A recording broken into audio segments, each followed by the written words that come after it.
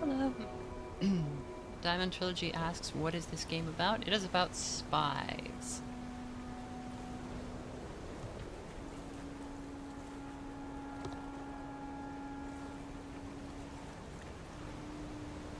We are Herschel Wilk, cryptonym Cascade. We are a disgraced spy from the Soviet superbloc. We are in a nominally neutral country, the city of Portofino. We are supposed to assassinate a big-time fascist political leader. And it seems like it's kind of a doomed endeavor. Where are we? Photo 24. That's the one.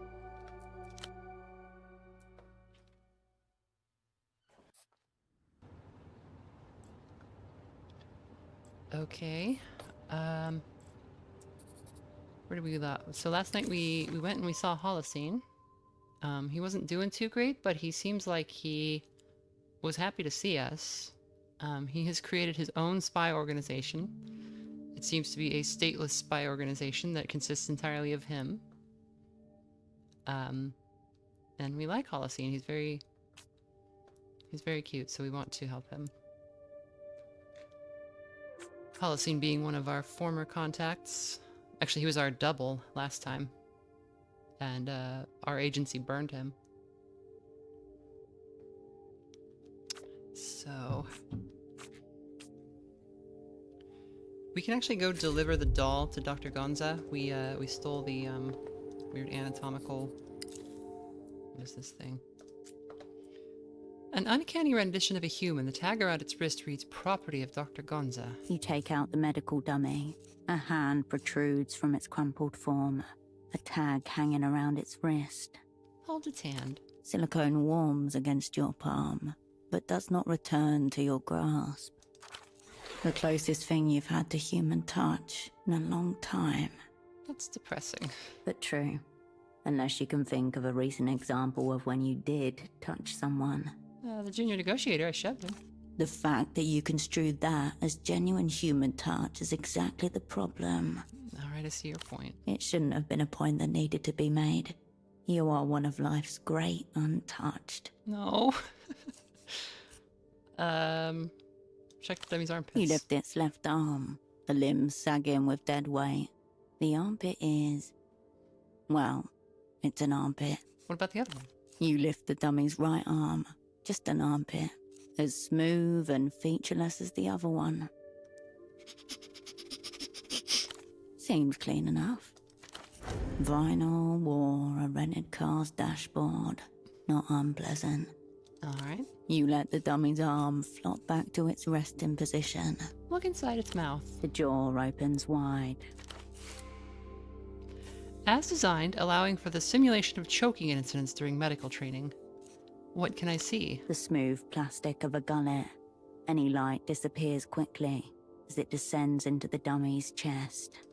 The jaw snaps back into place. Okay. The dummy stares vacantly. Look at the tag. Printed words. Property of Dr. Gonza. And scribbled right under. To myself.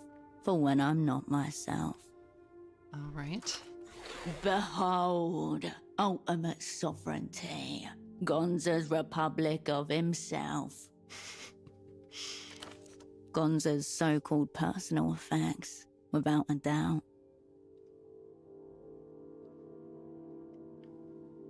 And,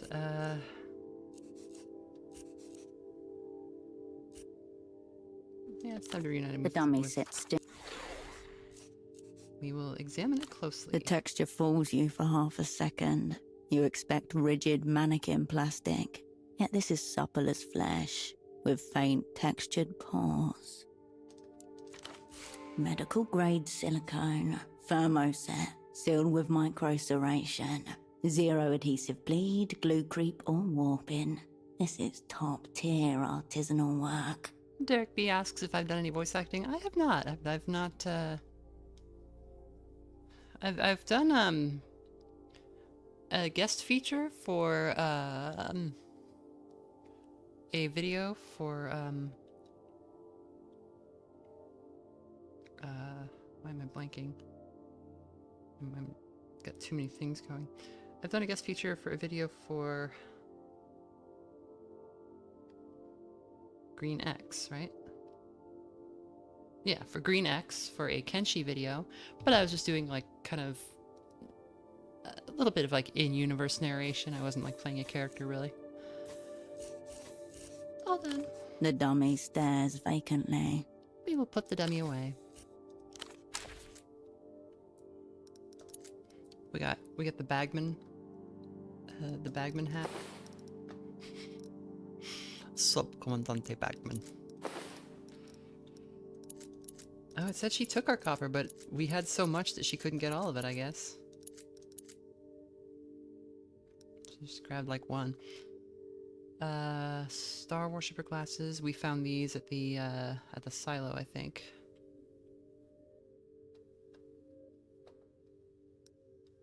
Fascinating. Anyway, let's go see Gonza.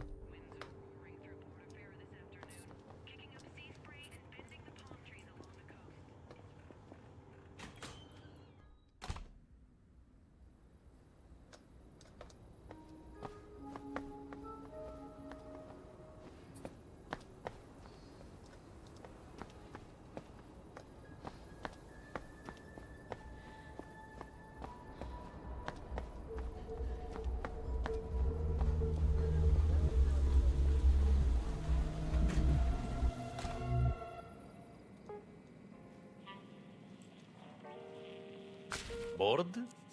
We already met. What do you want? I've got your personal effects doc. Hand over the dummy. Gonza. His eyes suddenly widen. I'll have to hose him down after whatever that swine Hugo Arbe has done to him. But it doesn't matter. He's home. Wait, you call that thing Meta Gonza? Shut the fuck up. The doctor eagerly reaches for the wiretapped medical dummy and stares lovingly into its eyes. I did you a favor. What have you got for me? Next time you should get the payment up front. I could fuck you over, you know. Most in my profession would. Also, how's the volume for you all? It was people were saying it was a little bit quiet last time.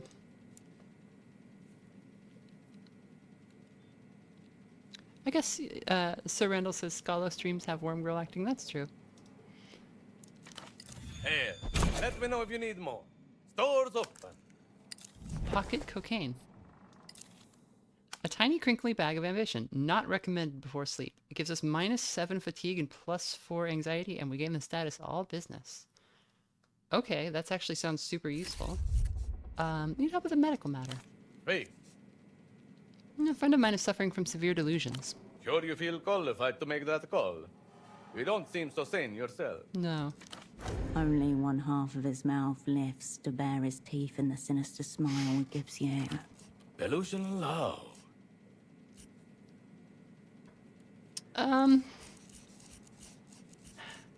I feel like this would be kind of a betrayal of HOLOCENE's trust. I don't need. He's living down there because he doesn't want people to know where he is. The secret codes thing is funny. I wonder if we could get some. Because this sounds like I made up this friend and I'm delusional, right? Like, he keeps trying to communicate with me through secret codes. So now you know how men feel all the time. eh? Gladly. Do with it what you will.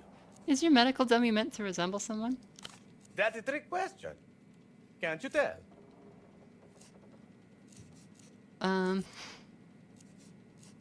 This is a funny thing to fixate on because how the hell would it be us if we had never...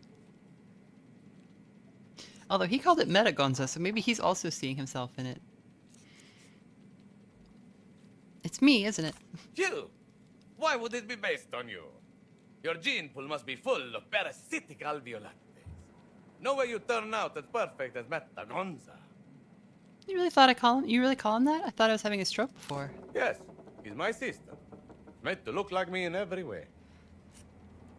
But he has breasts. He's going through a phase. Anyway, he's tired now and needs to rest. Are we done?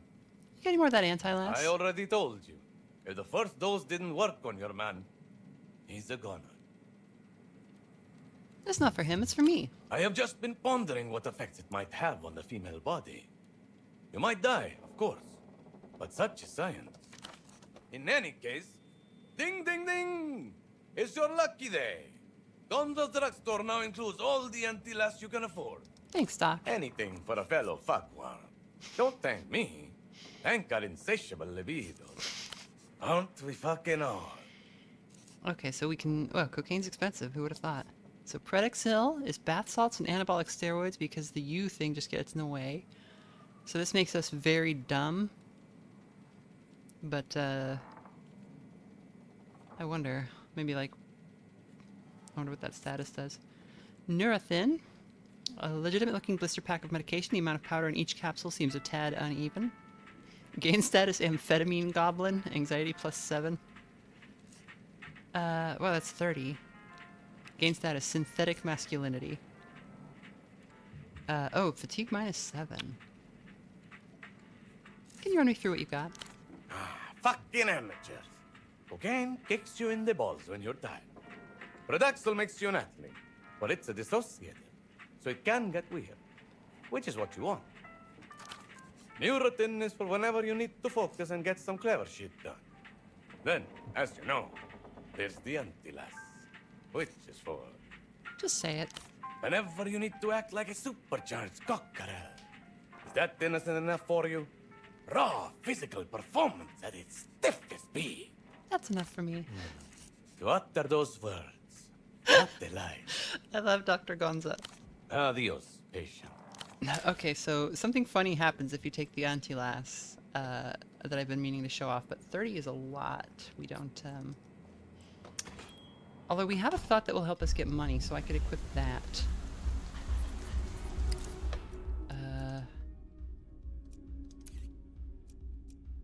So bonus pay for opera-approved tasks, and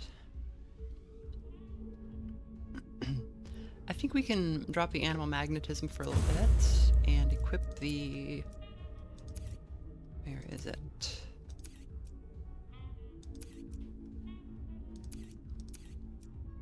Steal from vending machines. Raid more trash. This is primitive accumulation. Your pockets are looking a little empty. Everything feels a bit harder now. You've just learned a valuable lesson. In the developed world, the real crime is being poor. Vending machines are basically a 10,000-year-old grift. You ever think about that? Consider me intrigued. Picture this, right? There's this hairy guy, the Paleolithic hustler. He's stuffing berries in a tree hole. And then he gets an idea. The Paleolithic hustler. This prick finds a big, heavy stone and drops it over the hole. You want berries? I'll give you some. For a flint or a seashell.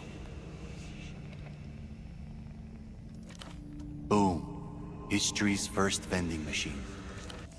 Root animal cunning is enough to invent capitalism. Post-historical materialism is needed to transcend it. And people just went with it? Some other guys pushed back, definitely. But without berries, most of them starved to death. Point is, the grift works, even on you. You're broke, yet you keep walking past those glowing boxes where descendants of the hustler are hoarding resources, without even reaching in to take some. Rumba, canned coffee, even a sip of which would have made your ancestors' hearts explode. Did they just not have canned coffee in the super block? Like, we're like obsessed with this coffee because we saw a single ad for it. Wait, you're saying I can just take stuff from vending machines? Not stuff, money. The standardized berry of the modern world. It could be a historical recuperation for the berries. That's fucking right, H. Fuck that primitive grifter. Pin him under his own rock and reach the fuck into that tree hole. Coin trays, here I come. You can already hear the pseudo-verbal sounds of proto-hominid liberation. We have a lion claw. This looks like the This looks like a something from Dungeon Meshi. Got a guy riding away from a lion on a penny farthing.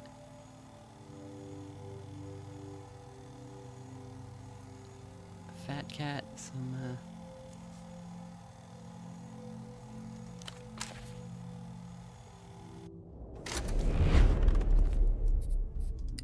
all right.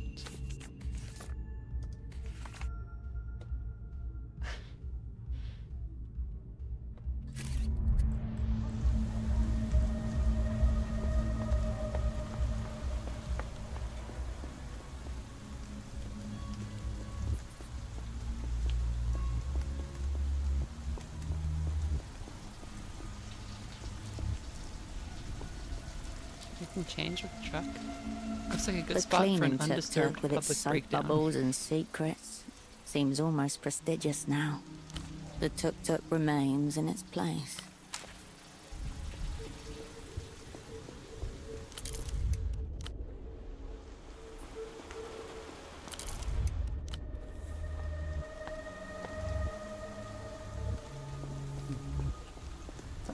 Copper light spilled across Party Alley.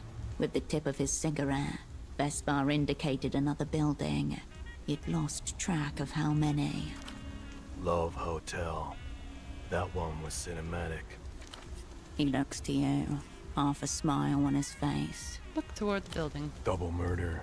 Couple months ago. The man was a baby-faced boyavik of the Azuri mob. The woman was married, not to him. Both shot in bed. He was alright. I asked, you knew the guy? Little bit. He was a fast riser among the Azuri. Had some funny stories. Couldn't drink for shit. He would have made a great snitch. His gun was still holstered, tangled up in his pants. Certain deaths can't help but take on a metaphorical quality. Ah, well. Let's fucking go.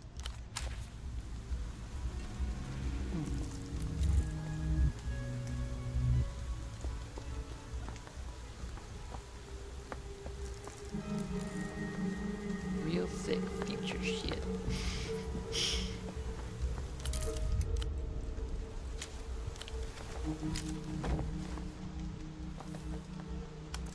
The machine is still soured by the smell of urine.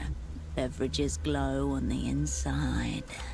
The poor thing's been abandoned, left to pickle in the bitter piss of passing drunks. No one would notice or care around here if you were to help yourself to its monetary takings. Steal some money from the vending machine. You're in the clear. Give it a go. All that separates you from the cash inside is a little lock. This should be easy. You jangle it around for a minute or so, but it doesn't work. The shape of the cylinders is completely different. Use a vendor override code. It won't be anything complicated. It'll be simple, easy to remember, idiot-proof. 1, 2, 3, The 4. machine whirs happily, recognizing its master's shibboleth, and spits out the cash into your hand. It's not been long since you wrote. Oh, I see. So, overdo this and you risk a note that reads kleptomaniacal tendencies in your personnel file. Okay, The so refreshments remain dormant in their artificially chilled chamber. it looks like instead of running around and hitting every single one, we can just hit like one a day or something.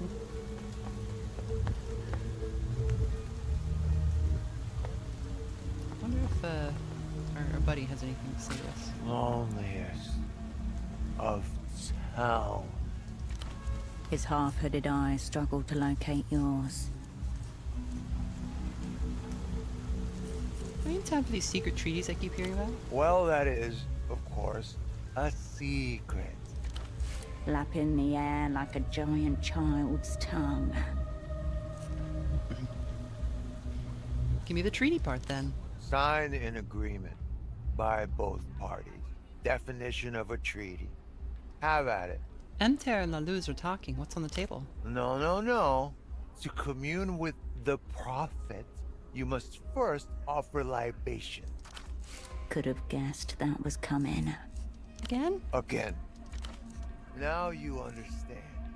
Che Meramoto is always BYOB. Fine, have some more alcohol. If you insist.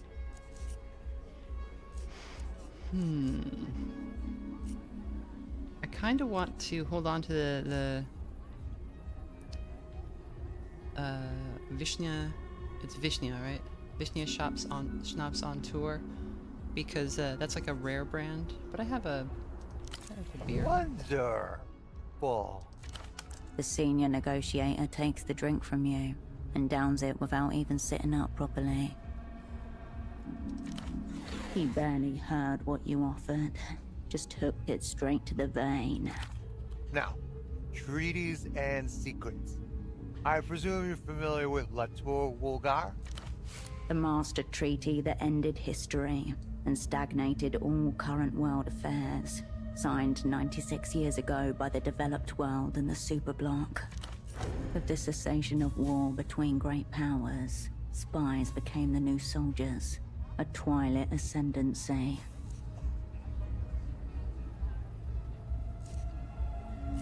The Tour Wolgar Treaty is not very secret. Everyone knows about that one. But I don't think they realize that it's still being negotiated. This secret treaty that M.I.H.O has brought to loose. It's another piece of scaffolding to prop up the decaying facade of the Tour Wolgar. Why now? I'm sure you've noticed. La Luz have started up military action again. This Réunion campaign of theirs, imperialism with new branding. We're going to shut all that down. No more fighter jets, no more aircraft carriers, no more little annexations of former territories that end with flat-bombed capitals and bodies in craters. And in return, La Luz gets what? A free peek in the girls' changing rooms, of course. A dalliance with the developed world. Culture blockade comes down. La Luz get to hawk their wares uninhibited. So a cessation of a hard power, but the total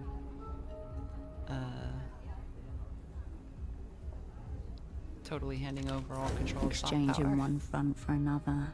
No physical war, just a cultural one. Do you think that's a good deal for the bank?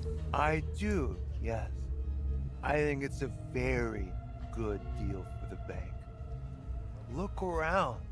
Lusian culture is already among us.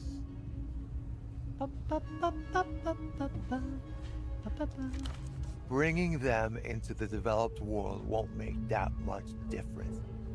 If anything, it will legitimize the culture and render it less sexy. But Oscar, it's so sexy. Not ashamed to admit, I was quite moved by some of the recent electro-pop offerings. The cartoon wolves, too. Very covetable, strong appreciating asset. And you never know. Maybe showing them the wonders of our side of town will have a liberalizing influence on their more isolationist tendencies. Isn't that like a directly paraphrasing one of like the pre-World War II agreements?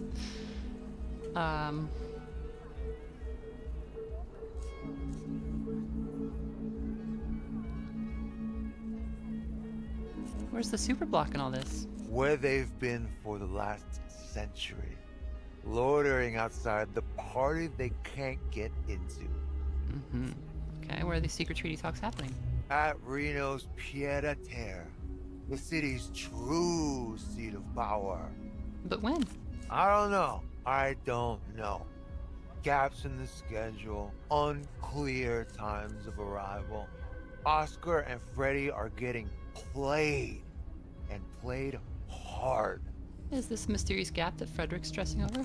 Yes. Freddy may call it mysterious. I call it uncurbed shithousery. What's Reno's getting out of this? The mood. The whole thing? He will take the whole even if it's not offered. That's how he operates. Reno's eyes have swiveled towards lunar assets. He wants to send rockets to the moon. And his old friend M.I.H.O will ignite the thrusters. Huh.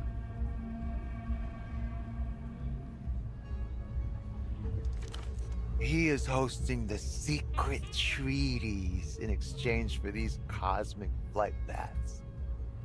Reno Lunar. I heard Facundo Reyes himself is going to town. Apparently, some tete-a-tete time with the Minister of Mass Culture himself. Although, word is, Reyes is very keen on this deal. Wants it to happen. So our side wants the status quo to remain. Grand Lich confirmed and triangulated. Some of the Lusian government must be against it if they're having such a good time reunifying. A few cries of dissent amongst the military hardliners, yes. All action, light, and noise. No understanding of soft power. That's a lot clearer now. Thank you, Oscar.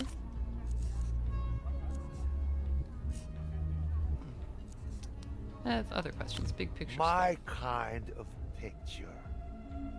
What's pay like at your level? Officially, near nothing. My compensation, the love of the game. Also, massive chunks of equity.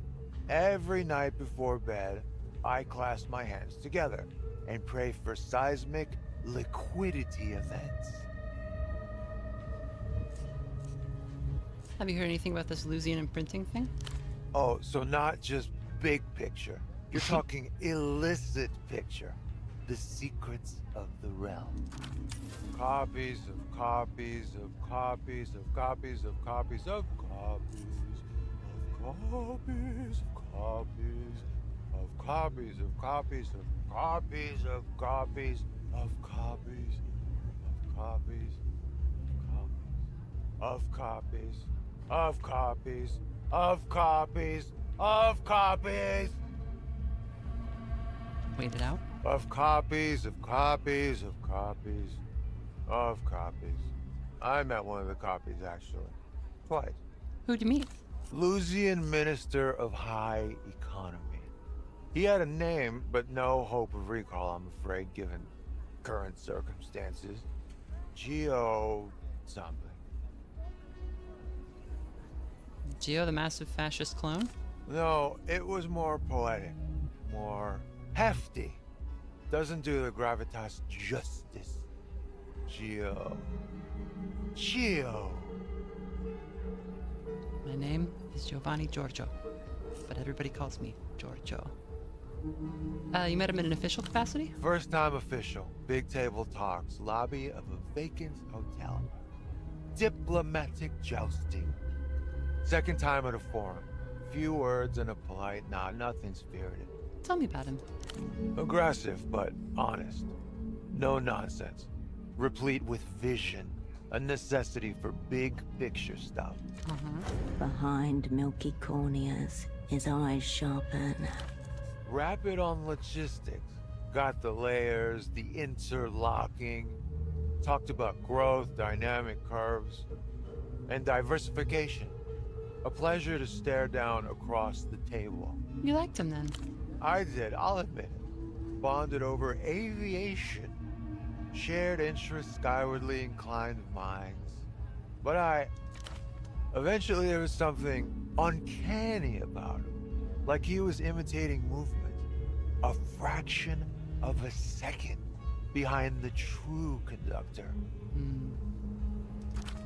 An image. It's negative. The image again. But who's to say I wasn't simply projecting? I'd be happy to sit across from him again. Bring it onward.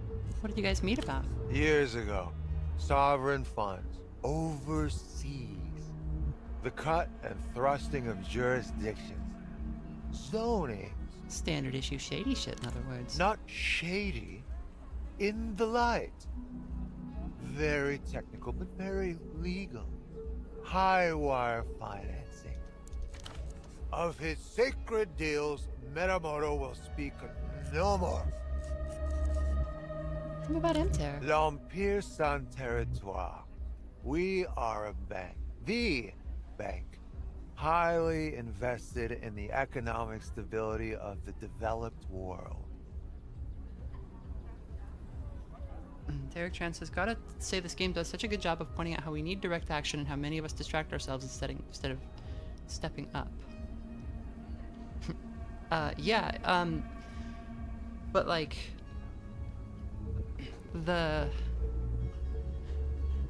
so we've kind of been waiting on somebody to step up for like 91 years, right, since the treaty.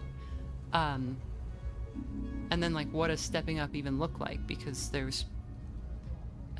are so many battlefields now, right? There's economic and cultural and military. You know, people look at like the Cuban and the Russian Revolution and they're like, oh well, you just do that again. It's like, can you? I don't think revolution's impossible. I just think it would have to look different. It would have to be something else.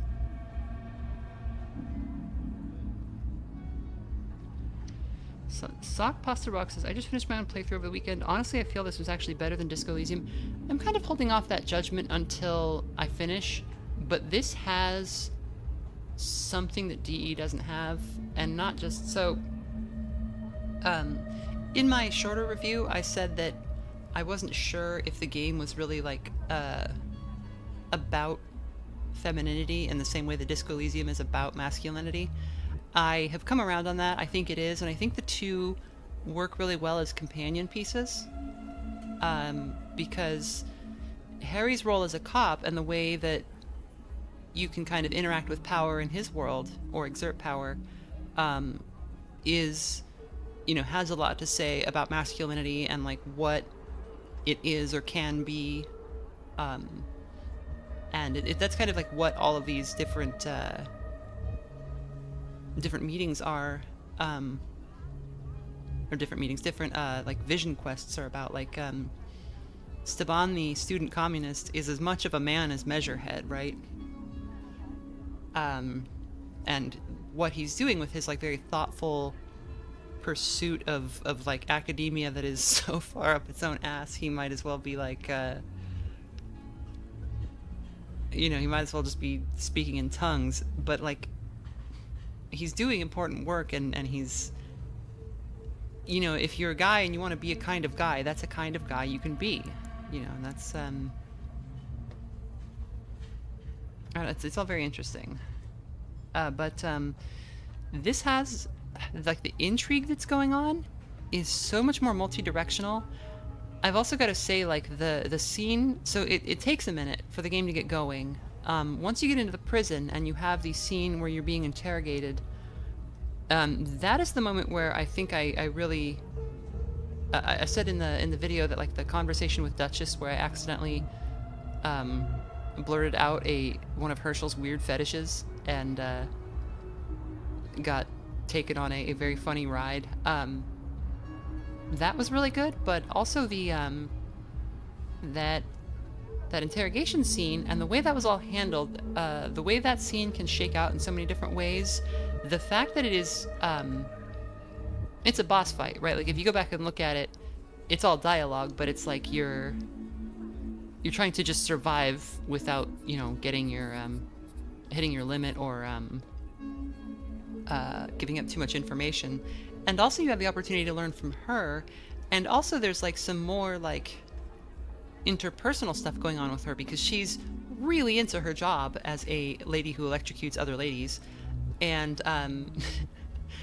like you know, Herschel can be responsive to that, and the fact that that all is like crammed into this one not a super long scene is really, really cool. And then the fact that afterwards you wake up on that couch on the beach and there's like a little girl there and she like needs help with something, and it is such a good moment to like, however that scene went down, it was intense, and to have this little moment both for the player and for Herschel to be like, okay, well, here's a little thing you can do, you know, you can't nobody can withstand, you know, torture and Phantom boss that kind of interrogation and stuff, capital, but like everywhere and nowhere.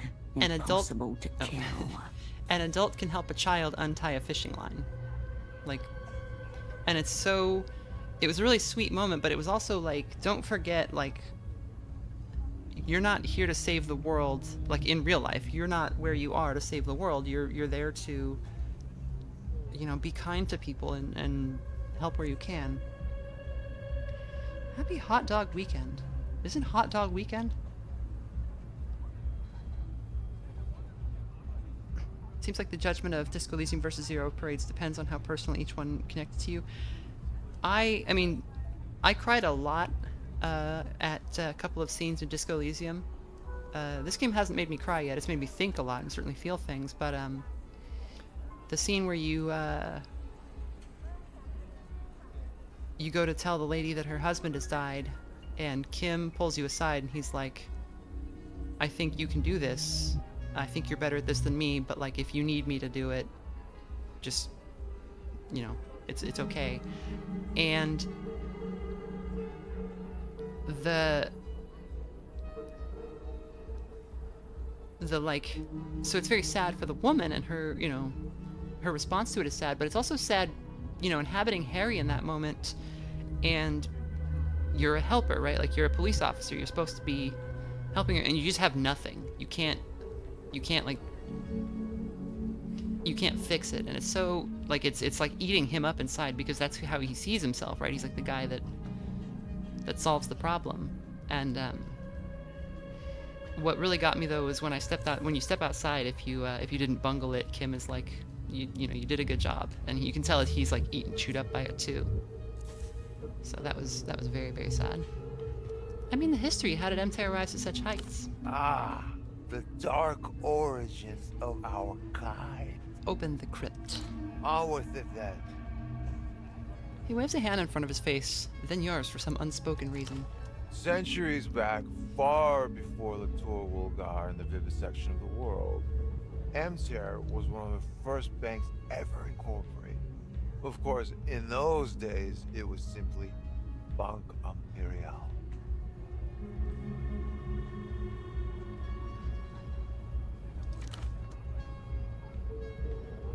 Well, eventually the bank found itself in a death struggle with one of our hated rivals, the other first bank ever established. The great powers backed our rival, cowards, and outlawed us from establishing any physical presence.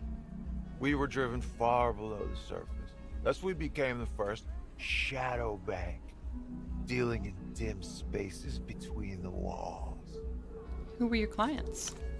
Criminal enterprises, political saboteurs, anyone who didn't care for receipts. True, in the dark days, we had to employ a corps of bruisers to crack defaulting skulls. Our first operatives, if you think of it. Now it's all so much more humane. Peaks above board. So this is literally just a mafia. Like, it's like a mafia that got stuck. I was recently electro-tortured by... I was recently shot.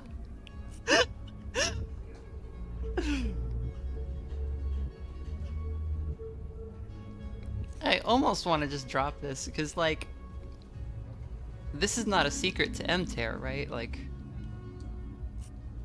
I also want to see what he says. I was recently electro-tortured by an M.I.H.O operant. The full stimulation package. Always persuasive. Back to times past, we stayed invisible, mounting power over decades, over centuries, until we leapt it back into the light. M.I.H.O, new name, new us. How'd you do that? We bankrolled a certain enterprising rebel faction in Niado Lima. Bloody struggle. Many years. Once the last of the blood had been hosed off the streets, our clients realized it takes even more money to run a government than to topple one.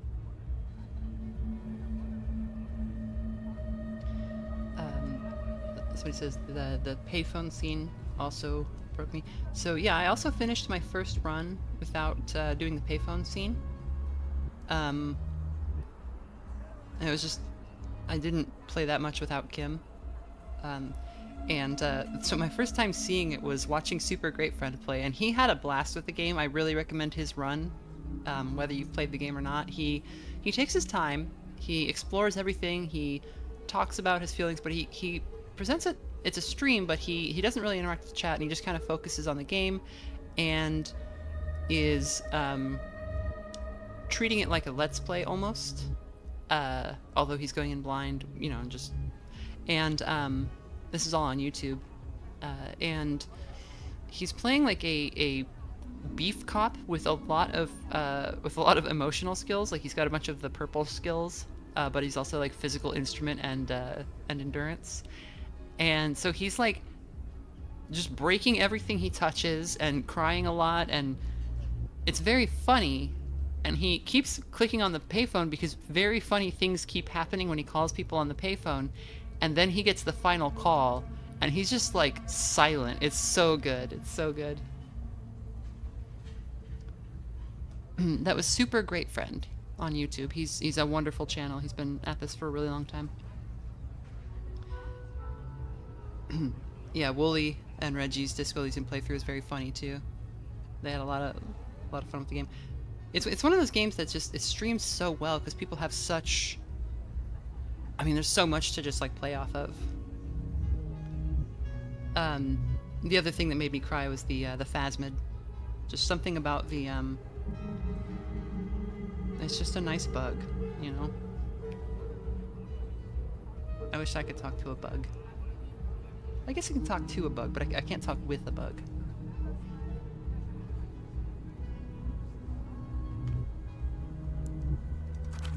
Hence our greatest innovation, the stability loan. Devourers of sovereignty cannot be seen, cannot be killed. The phasmid being real is such an insanely brilliant play, and the whole scene is so magical. Yeah, and what I like is it shows you, there's a couple of times in the story where, so Kim is always like, come on, let's solve the case, let's get back to work, let's not worry about this stupid side thing. But one of his main traits, other than his, you know, being a stickler for the job, is that he has like a very, like, religious reverence for things which are profound. He's just, you know, critical of what counts as profound.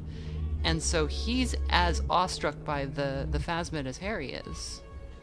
And not just because like, wow, I can't believe it's real, that's crazy. It's like just as big of a moment for him, even though he doesn't say much. That's also, I believe, he's also present for the Communist Division quest where you build the House of Cards, and it makes this impossible structure for just like half a minute before it collapses, and he's kind of got that same vibe, like I saw it, you know. And or if you do the moralist one, he's like in awe of the military might of the moral intern. But I like that he doesn't have shivers, but somehow he knows that you shouldn't go, because shivers, if you're talking to La Ravacholier, she says don't go. He does dance at the Transcendental Rave. Now we grip a string on every limb of the world. Derek Tran says, those magical moments in Disco Elysium, good or bad, are what make my opinion of it so insanely high. Yeah, and there have been, like I said, some really great moments here. I think we're kind of just getting going. But we're also kind of operating in a different space. Because, you know, a police detective is a very mundane thing. Whereas a spy is moving in darker waters.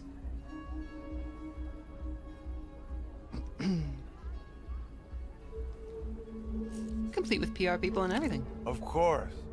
Nice names and nice optics. The bank has always been your friend. MTER is normalized. Something that sane, non-conspiratorial people could complain about to each other. All is right with the world. And, like, that's a very good point. Like, you know, he just laid out the case for how insane communism is, but, like, if you say that, you sound crazy.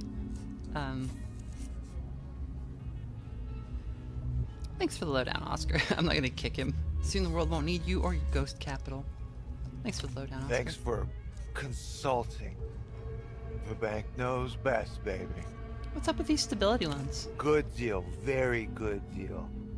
Who doesn't appreciate stability? Feet on terra firma. Take this very city, for example. So also, if you don't remember what we went through last time, we went into the missile silo, and we went into the archives, which had never fully been cleaned out, and we were able to retrieve some documents and piece together the fact that there's a spaceship was launched in the 70s, and it exploded, like kind of on like a little bit after takeoff. It was obviously modeled on the Challenger explosion, but what we found out is that that was a hoax. A televised broadcast of the thing exploding was played all over the world as a live recording, even though it was just it was pre-recorded, and the rocket ship with like 4 people on it did make it into space, and it seemed like La Luz had some plan to use its like imprinting technology on the astronauts, and it wasn't quite clear what went on, but they got the rocket into space and it never came back down. It was like a rocket carrying a satellite that people were supposed to live on or something. And MTER like funded, or sorry, Portofino was like, this was their project, and they were doing it with like MTER funding, but because the flight was sabotaged, or seemed to be sabotaged, then MTER pulled their funding because of the failed project, and suddenly Portofino owed a bunch of debts it could never pay back to MTER. So like MTER and La Luz basically teamed up to turn this like thriving socialist, didn't seem like it wasn't part of the super bloc, but it seemed like they had like kind of a Peronist like social democracy sort of thing, into a third world shithole. So that's what we're looking at. Portofino went in for one of these loans? Of course. They saw the sense. Now they are blossoming with debt. And that is a good thing. Motivating. We saved this place. You realize that? Peripheral backwater. Barbaric. Without us? Swallowed by Reunion. Eaten alive by the sister kingdom. You really believe that? Don't just believe. I live it. Debt is stimulating. Makes people work for tomorrow. The future. Next, the city sheds its deadweight industries, steps blushing and virginal upon the world stage, ready to be ravished by multi-tentacled capital. They should be thanking me for my largesse. Nothing down there but disused buildings and kicked-in doors. The working class will remember this tentacle ravishing. Of course they won't. Have you met the working class? They forget everything with the right distraction. Just takes the perfect amount of pressure. Very exact science.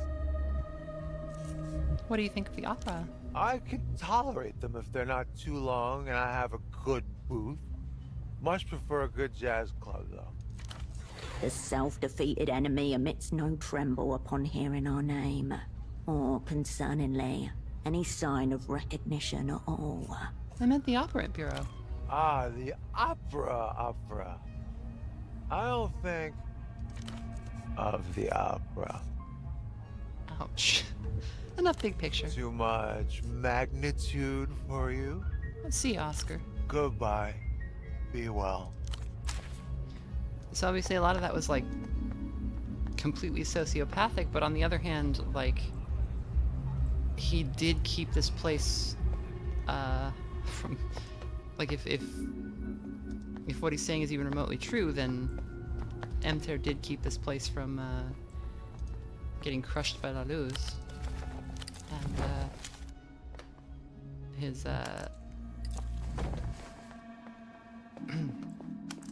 it's one of those like shitty calculuses that makes sense to the person who believes it, and it makes sense that it makes sense. Like it's The stall remains as haphazard as ever, its payment bucket near empty. If there's a copy of HOLOCENE's novel in Portofino, the sci-fi section of this stand is probably your best bet. You return to the scabby shelf of speculative fiction. you're looking for. You're looking for blood-stained something. Deep oracles. Search for blood type. Hecatomb. I believe a hecatomb is where you inter 100 people, possibly while alive. I don't quite remember. As you push your hand between the moth-eaten volumes, something pressed between them falls out and lands on the floor at your feet.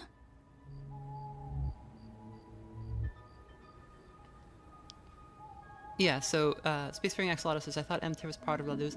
Yeah, so La Luz is a nation. It used to be an empire, and then the empire collapsed and has reformed as an expansionist nation. It was...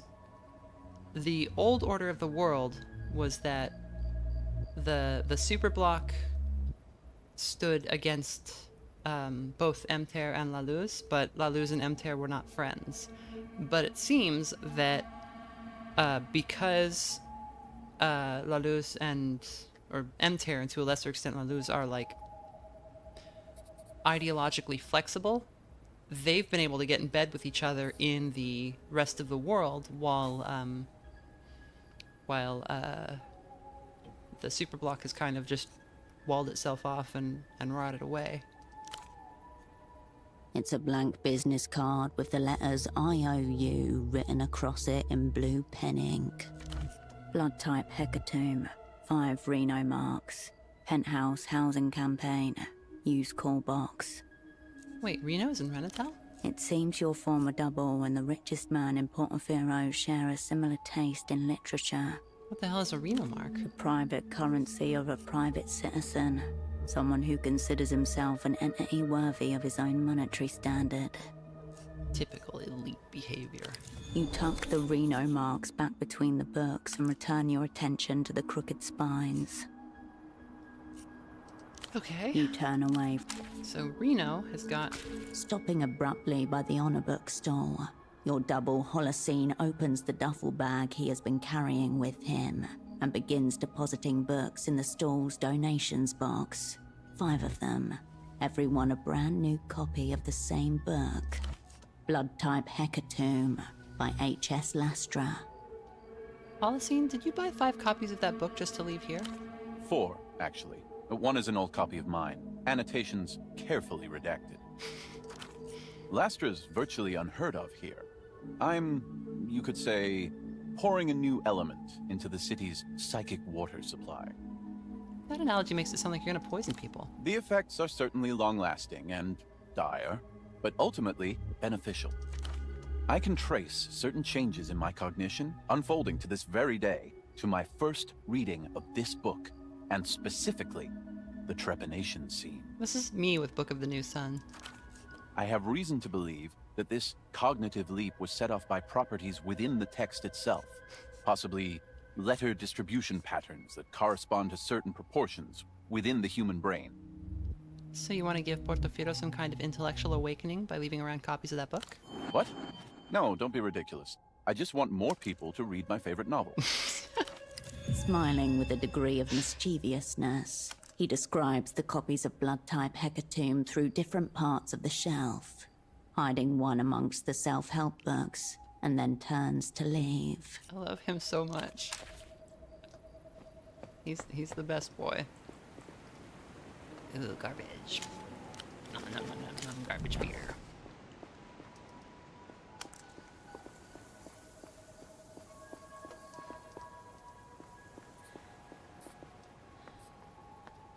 Okay. That might be a point to go to sleep because it is 3 a.m. I actually don't know like how late we can stay up. I think we'll probably get like a notice about it. Garments drying from smallest to large. The family hung in order. More garbage. Garbage coffee. Can we hit the shrine now? We were rebuffed by the With shrine awkward reverence, you approach the shrine again. earlier. No. You turn away.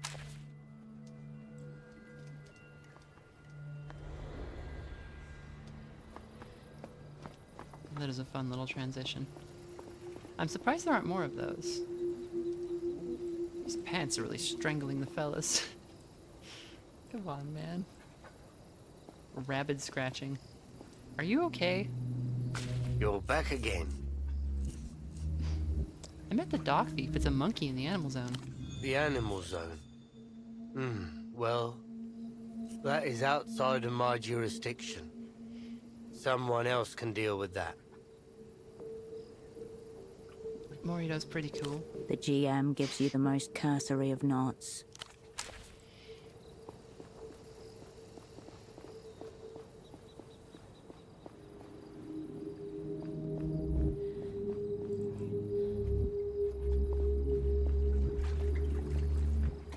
Okay. Any more nighttime shenanigans before we head up? Tasks.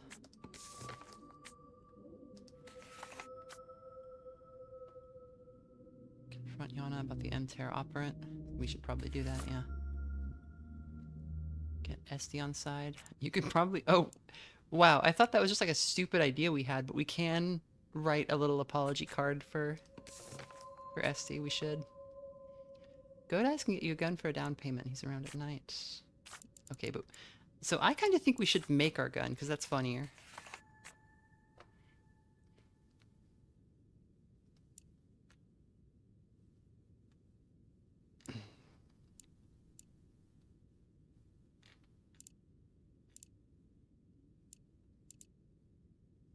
We need to beat up Septimus, or at least intimidate him.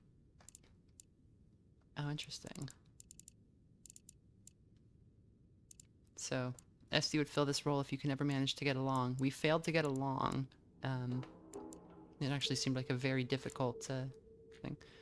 Melina thinks Yana may have potential, but she seems preoccupied. You'd have to free her up. Good to work together, and it would be a good idea to find out...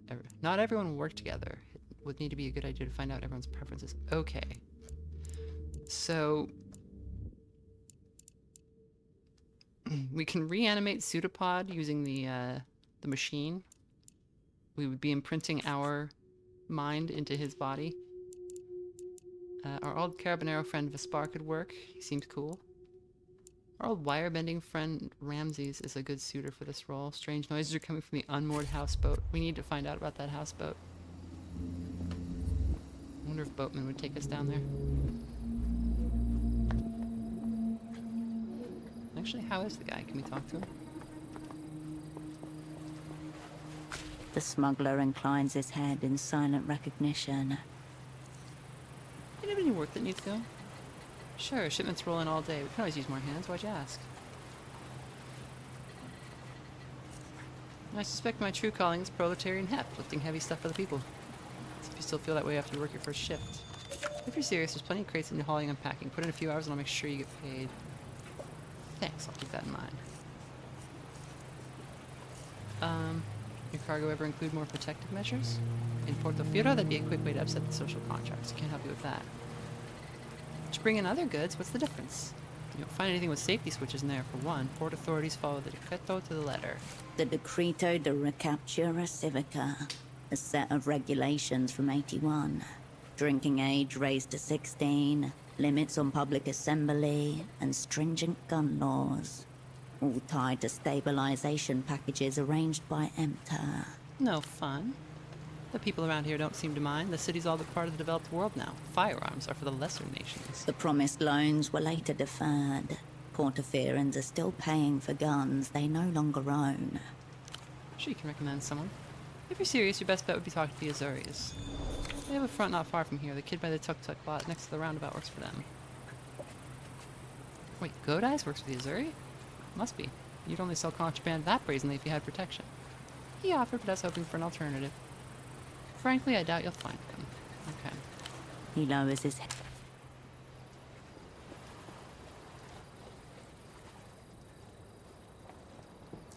The iron railing sagged beneath your elbows when Tempo leaned on it beside you. Fag. Take it. You take the proffered cigarette, light it on the flame that follows. He points his own at a group of men standing on the gangway, overseeing the last arrivals for the night. Representatives of whichever syndicate happened to control illegal imports at that time. Docks are wasted on these cunts. There are two classes of people like us, them who know how business works, and them who know how culture works. What do you mean, people like us? Criminals, you dick. Good ones. There must be some who know both. Not enough of us, sadly. We don't form a class.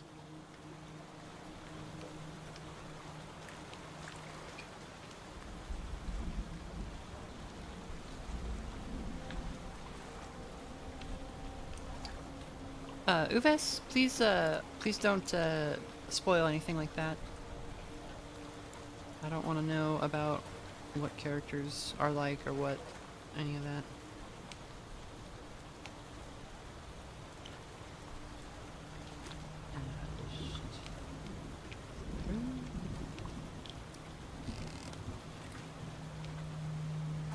Have I read The Scar or The Iron Council by M.I.H.O? I haven't read any China M.I.H.O.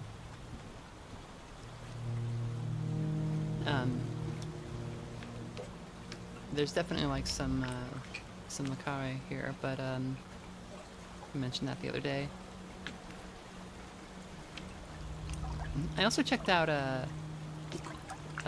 Slow Horses because some people were asking if that was kind of the vibe, especially with talking about when Cascade was at the archives, like, you know, where you send somebody who screws up. And it does seem like that, although that show is about a pretty interesting phenomena that is the derangement that comes of having a spy agency that was spun up during World War II and the Cold War that now just kind of gets turned against its own citizens. Like, it's been repurposed for, like, national security rather than, like, international espionage so much. Not that they don't do that, but, like...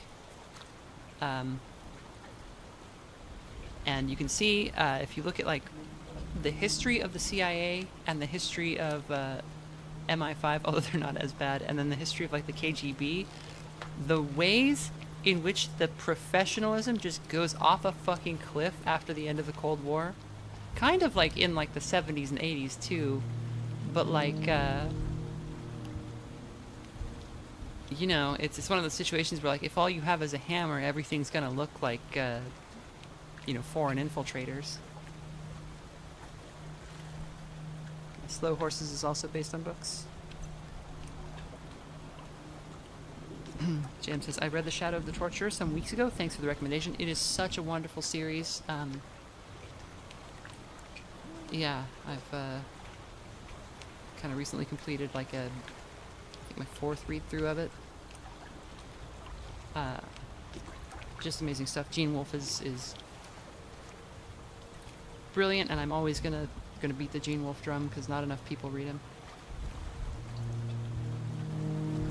Gary Oldman is just the perfect disgusting person. Yeah, he's good. Business up there with the silly cunts. Culture down here between the cracks.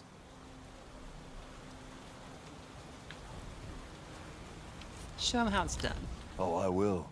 It's all in the works, Herschel. Hey, cunts! Watch your backs. The figures turn to look, and the two of you vanish laughing into the night. Thing. Cigarettes. Another thing. More cigarettes. 500 cigarettes.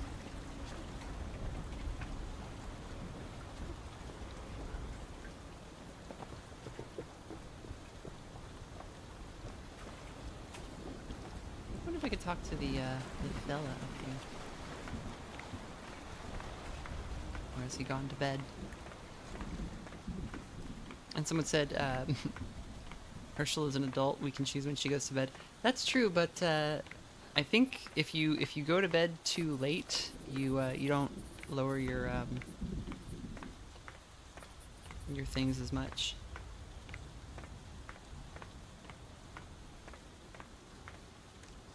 How's it going, fella? You've come back. So that's gray matter. We can dress for gray matter. Hold on. I believe the hazmat suit hat and the star. No, those not. Let's see here.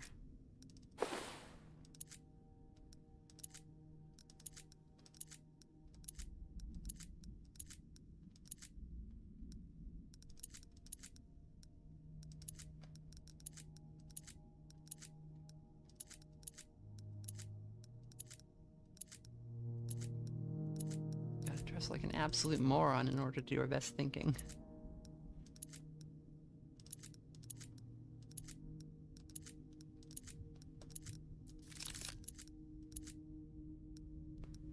Okay. You've come back.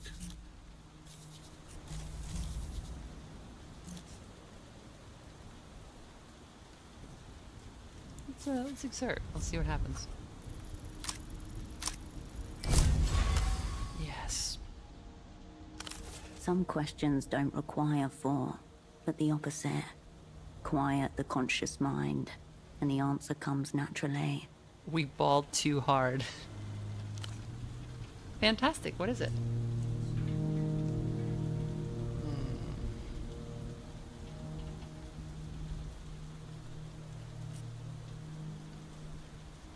So, why did...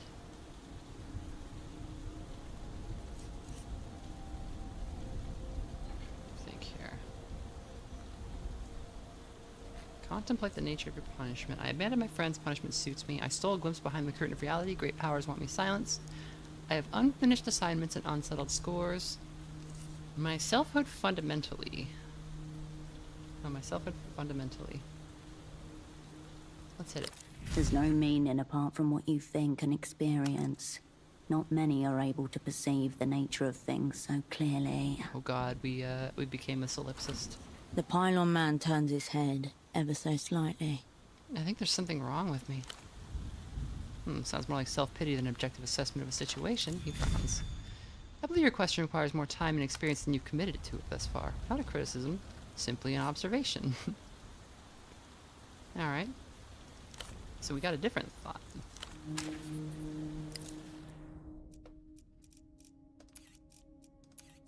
So we got absolute magnitude, things on your mind lately, the nature of existence, the potential pointlessness of everything. What does it all mean? Using the powers of major depression and contemporary philosophy, you've reached some startling conclusions.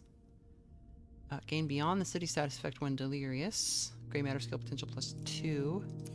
The one is eternal victim. A kitchen's worth of knives in your back. A chicken-sized bone from the universe. This is not really supposed to be this hard, is it? Too young to spy. Option available in the gameplay settings menu. Oh, is this easy mode? That's funny. What is that? That's funny that you have to get that far to unlock that.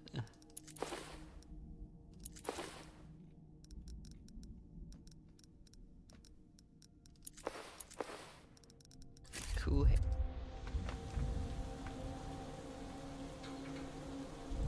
I don't feel like I'm a sorry spy.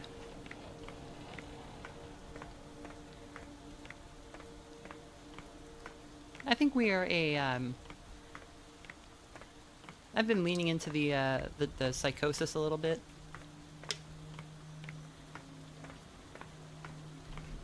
Into the, hey, look, it's the symbol from the, it's like the Nirvana logo thing again. Which is used in Disco Elysium for the ravers.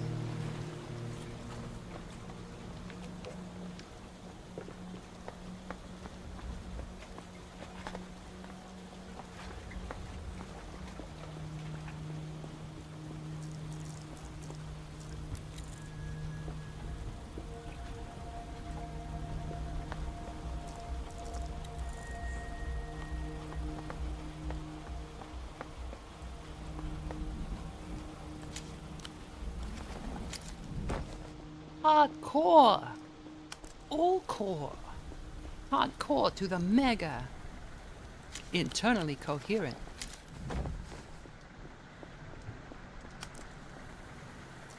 You were panting from the run over, heart thudding in your ears. Hours late. There was an astral door beside that trash can, and an exchange due with your opposite number for documents within. Reach your hand inside. It's empty. Fuck. You were only supposed to handle the pickup and drop off. Some blueprints in exchange for a dossier. Castor says, just checking in. What the fuck's going on with our head? Well, we have delirium. Delirium gives you like purple kind of veins all over the place. That's way too fucking boring to remember. We've already forgotten it again. You turn to see S-Dog sitting at a nearby bench, shaking her head at you slightly over a newspaper. Tell me you handled it. Shh. She looks away and changes her posture, letting her coat fall in such a way that you see the sign in her pocket. A brochure for beach bungalows. She's made the exchange with your opposite number on your behalf. Nod. Leave. When you called Melita that night, you gave her the name of the brochure as confirmation of the handoff, and never mentioned a thing about SD. So when we went to visit SD, she and her husband kicked our ass. I like the implication that even though she was just like an asset, she was better at this than we were. Even HOLOCENE was like, oh, she was amazing. Capable, older woman.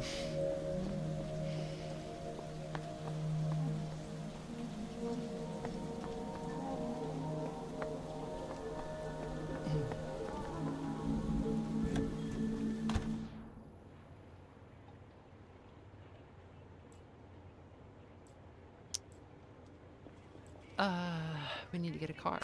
I'll print. I have some more questions for you. Go on then. Do you watch Bagman a lot? No. Actually, to be honest, I find some of the things he says rather upsetting. Reality's a deeply upsetting place. Yes. And it does a good enough job of bothering me all on its own, without Subcommandante Bagman's help. Of course. Something else on your mind, Oprin? I'll be here. We're supposed to be looking for a card. I don't see an option to ask about that, though. I'll print. Need to drop us something work related. Very well. Do you have any apology cards? My asset S-Stock is mad at me. Ooh. How bad is it? A bit of abandonment, endangerment. No, very bad. I assaulted a man with his own kitchenette. Ah, Cascade. I understand the urge. You have to wait until they're deep in the ether. Then they won't remember. On the rack over there, 2 options. One with a significantly higher grammage and absorbency for the discerning apology. I'll add it to the bill. She indicates a standing rack of magazines and greeting cards to her left. Very well. About a favorite local Yes. photographer. What of him? He chased me and tried to take my picture. You? My goodness. This is why I had to ban him. He is a keen photographer of young ladies, if you catch my meaning. We've been leched. But you've been leched many times before. This is not a garden variety leching. Who are these young ladies in the photographs? Well, really, just the one young lady. I suppose it's a little odd he decided to photograph you. He usually seems rather singularly focused, though you are rather the same type. You're no type. You are singular, sui generis, unrepeatable. Sui is Latin for pig. Sui generis? What does generous mean?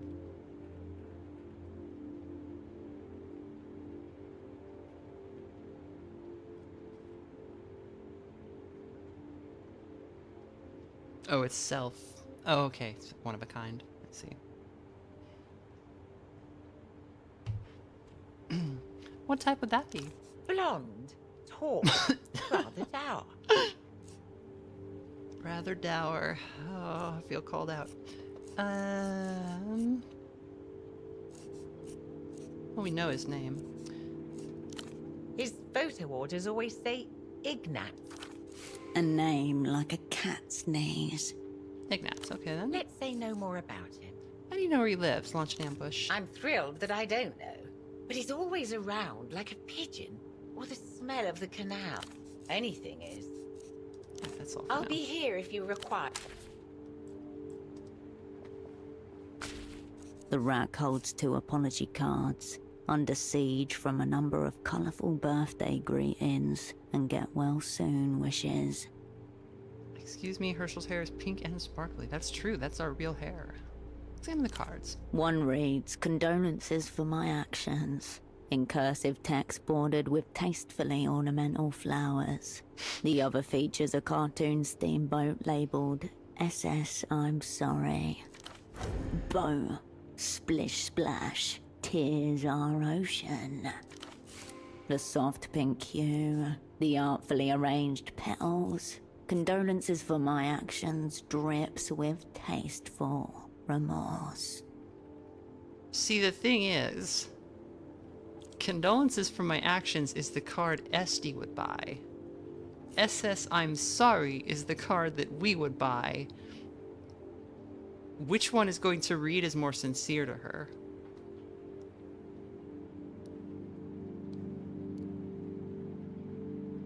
You know?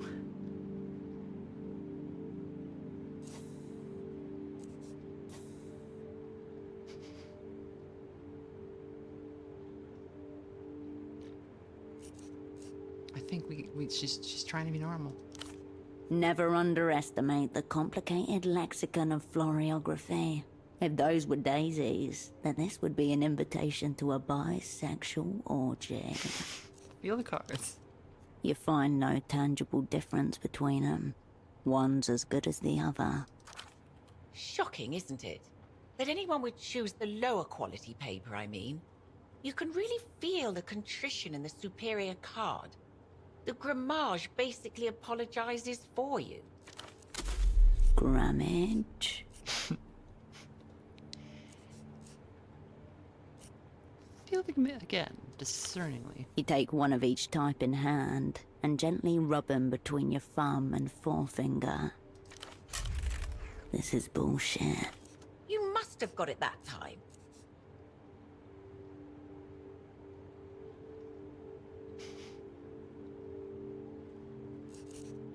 I think I must be feeling them wrong. I'm sure you'll figure it out, Cascade.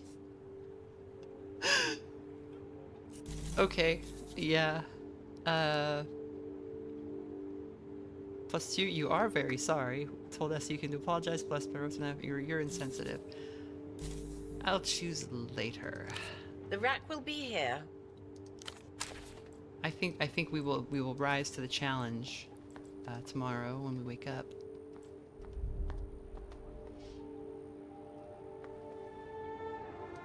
Although, no, we have... It's not a red check, is it? And we have so much fatigue we can spend.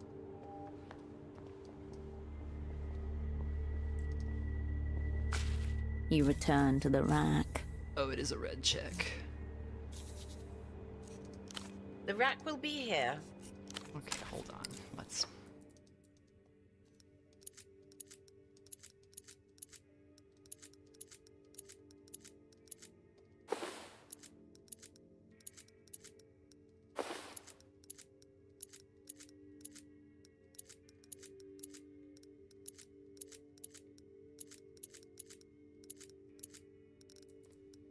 Alright.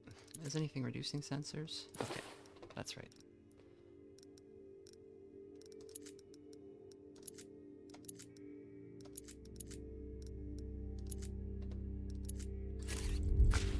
You return to the rack. We're gonna exert. They did make the check harder. You dissolve yourself to an atomic level, making your consciousness into a tiny sensory warrior at the end of your own fingertips. Let's feel our face. The valleys and crags of your fingerprints sink into your pores. Grease squelches free as you probe your cheeks. Let's not pick our nose in front of You us. recoil from your own foul flesh. Feel condolences for my actions. You delve into the fiber, digging through the ink and dust until you get to the raw material itself. Your hands glide over its neat weft, shimmering with the artisan's pride. Feel SS, I'm sorry. The boat seems to see you coming, tooting its horn apologetically as you smooth your fingers over its surface. Rough, uneven, you can almost see your hand through the uninked portion. Condolences for my actions is the higher quality card. Its sheer grammage can barely be contained. Alright. You take the card from the shelf. The photo lady's expression is unreadable as you turn from the rack. I suppose you'll be taking it upstairs to write your apology. Proper remorse requires a flat surface and a stable hand. CIA for you says, I swear the track that's playing on the radio is the one from that Locust City leaked dev video. I imagine they repurposed a lot of assets from that project, because what was happening was they were working on, I think it was just 2 projects. I think it was Locust City and an unnamed other game. And after the big dust up, they canceled Locust City. And as much as I wanted Locust City, it might have been the smart decision, because that was going to have to be such a big game, and they, the company shrank. Like they closed. I don't know if they closed the studio or not. I think they had a second studio, right? That they closed, but a lot of people left, and what are you going to do with that project after it's, a large number of the creatives have left? I think, as sad as it is, focusing on a thing with your team that you have is a better idea.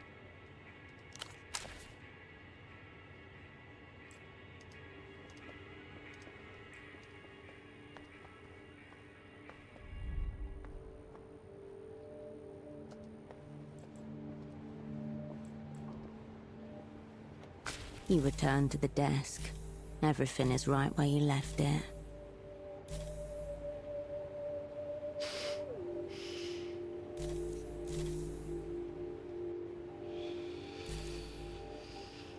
Okay, You turn away from the... can we up our personalism?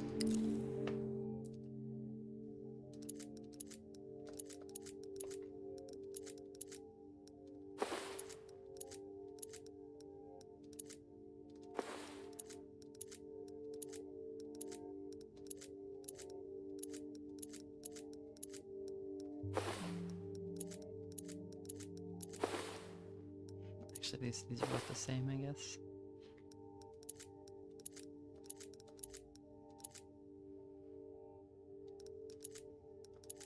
Okay, and I don't think any of this reduces our personalism, so let's, You return to the desk. Everything is right where you left it.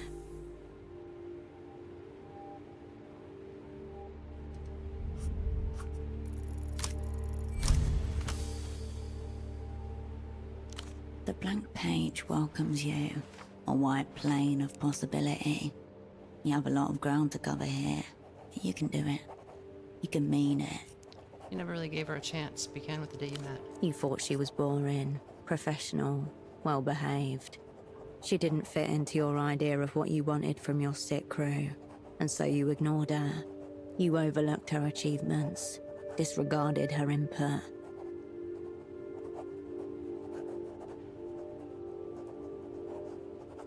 I understand why MTRC is more appealing, but I failed her, not Nabessa. Alright, I failed her, not Nabessa. She has truly become her role, content, Peaceful, looking forward to our retirement with a loving husband. You don't want the memory of your incompetence to sour any of her enjoyment. You look at the note, watching the ink dry. It is a masterpiece. She's going to forgive the shit out of you. No, she is not. I can tell just from how that was said. All right, let's step You turn back. away from the desk.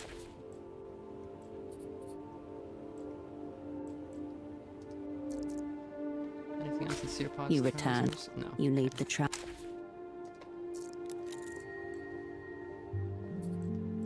All right. The bed welcomes you. Oh, I meant to take melatonin. That's okay. The stillness of the room quietens your mind as you settle down.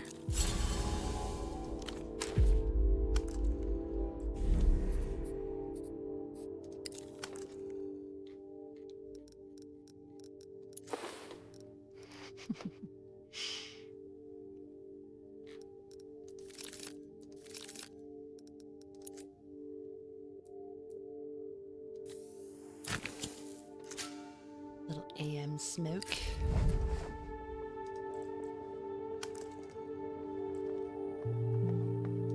Can I get a second card and apologize to her husband? That would be funny. You return to... I'm saving the last card for an oopsie of my own, I'm afraid. All right.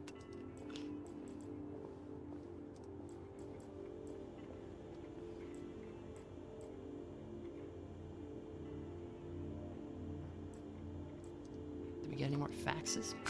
I'll print. Nothing, I'm afraid. Okay. I'll be here if you require...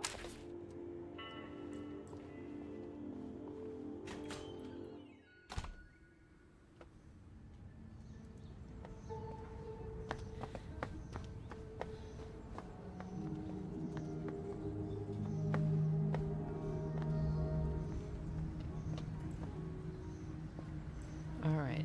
Do we want to flex on this punk?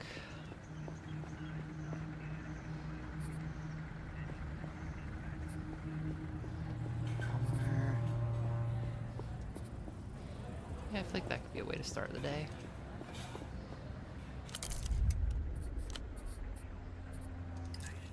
What raises... Okay, so we actually have... We need doppelgang, right? Oh, it's maxed. Okay. What raises doppelgang?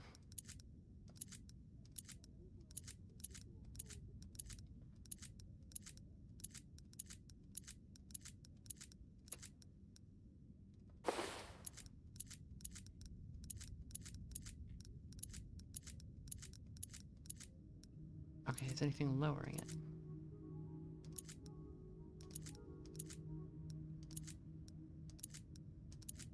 Yes. Let's change out of this. Do we have a... No. Alright. Let's go slap this punk.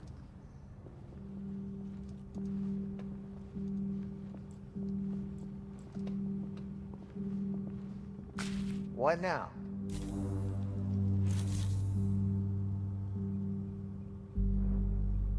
Show this skinny dickhead we mean business. Oh yeah. Look down at this cunt. Show him he's beneath us. We are gigantic. Catching the look in your eye, Septimus shifts his stance. Weight on the back foot. What? Why you looking at me like that? You're not gonna fucking fight me. Your fist connects with his jaw, bone on bone. The thin armor of skin no match for what's underneath. He reels backwards with startling grace. That's what you get, bitch. Shit. Alright, fuck, you can go in, but I'll be listening, yeah? No weird shit. I'll do what I want. Yeah, you won. You're the hard man. No need to show the footage back in slow motion or anything. Gotta speak to Kyle. Yeah. All right. Let's put on our shoes. So she got us these Bunny Scream says hello. I know you from your Cataclysm videos. Hello. Let's put on a normal outfit.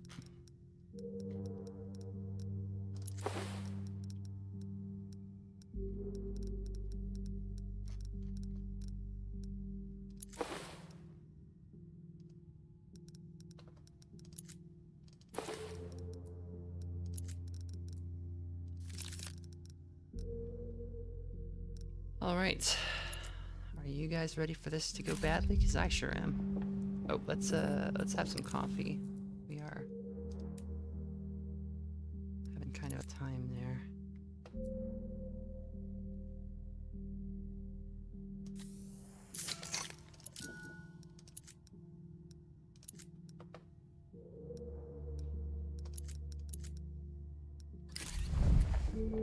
All right, so Karolina is like the only. We got made by the Weeping Eye 5 years ago. Esty was able to retreat into her persona and just go native, basically. I think the dude who was a cop, the Carabinero dude, whose name Vesper. He I think he just like went back to work because he was like, you know, his cover was good enough. HOLOCENE had to go live in the missile silo and has become like paranoid and even weirder. I don't know. We don't yet know what happened to Ramses.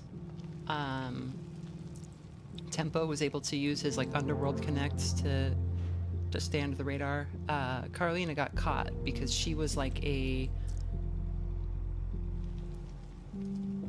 protege of ours, and it seems we were maybe a little bit infatuated with her, or like just infatuated with the idea of having somebody like young and cool and pretty who thinks that like we're a rock star. And we basically led her away from a good life and into a very bad one, and she got captured and tortured by the Weeping Eye. Sounds like they cut her up pretty bad. So this is probably not going to be a nice encounter.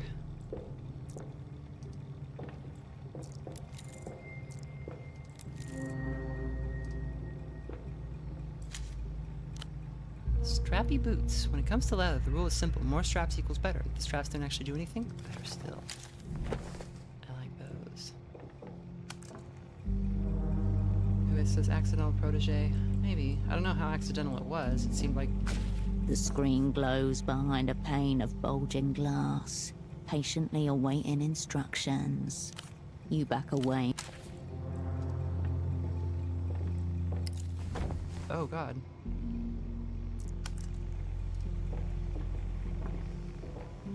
She's in the dream machine. I'm very glad we didn't push buttons.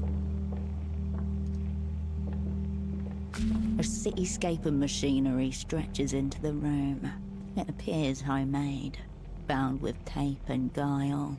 Pipes transfer liquids from one server to another as you watch. So, her father and Dr. Gonza were working together on a... they wanted to develop a system to record dreams as video. Their funding basically got cut, and all their parts got sold off. And this was like the big one. And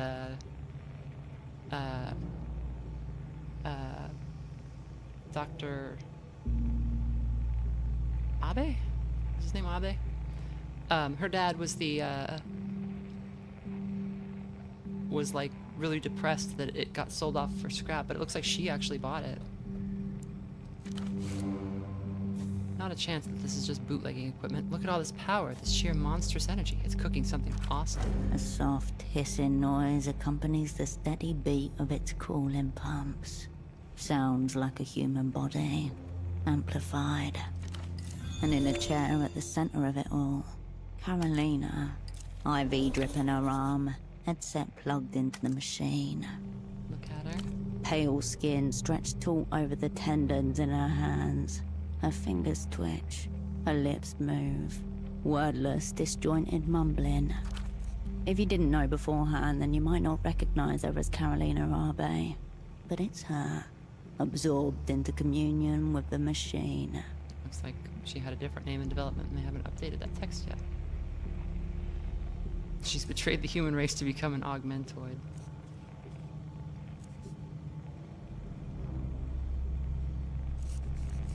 Karolina, it's me. She does not respond. Karolina, can you hear me?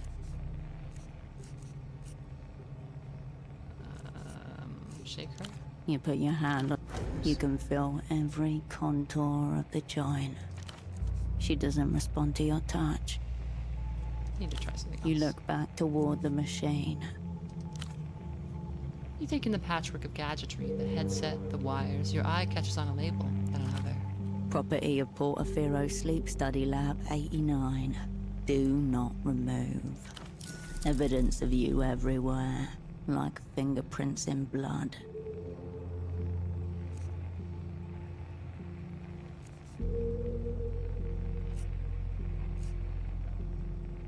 I had her steal from the sleep study 5 years ago. She's been like this ever since. An assortment of media flashes across the screens. Movies, music videos, art, series, reruns. Playing at the same time. Scanning faster than you can keep up. The dream study components are connected to more everyday hardware in strange ways. Salt around the monitors, sigils in the welding, braids of hair woven into wires. Wrong. Mad. Evil. Has Karolina done this? A cartoon wolf howls on one of the screens. Told you there's something awesome happening here. Get involved. What is this thing?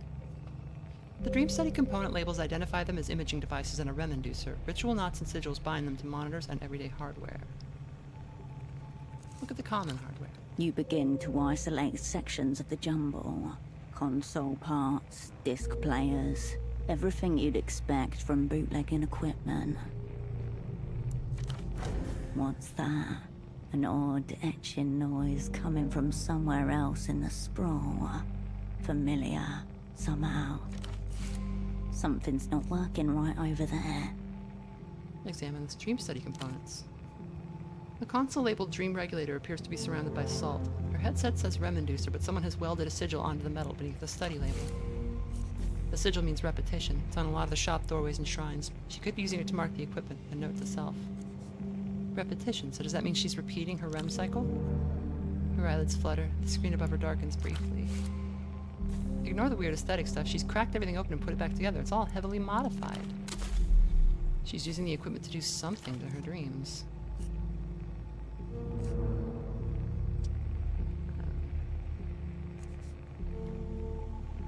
Her fingers are moving, but not on the keyboard to her side. Lights on the equipment flash in time with the twitches of her thumbs. She's controlling everything here, operating She machinery. whimpers softly.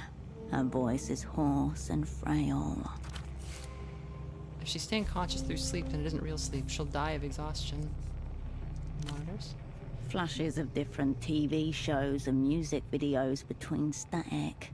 Irregular lights and noise. The brand name on the central monitor reads MS6.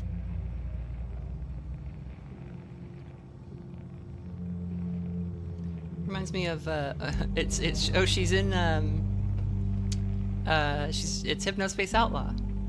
This was a problem in Hypnospace Outlaw, was that if you're using the internet in your sleep, you're not getting real REM sleep. So how do I speak to her?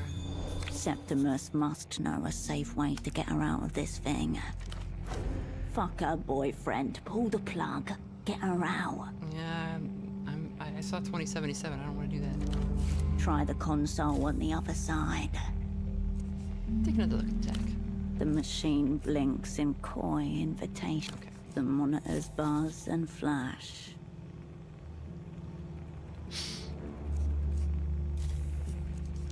You turn away from Karolina and her equipment.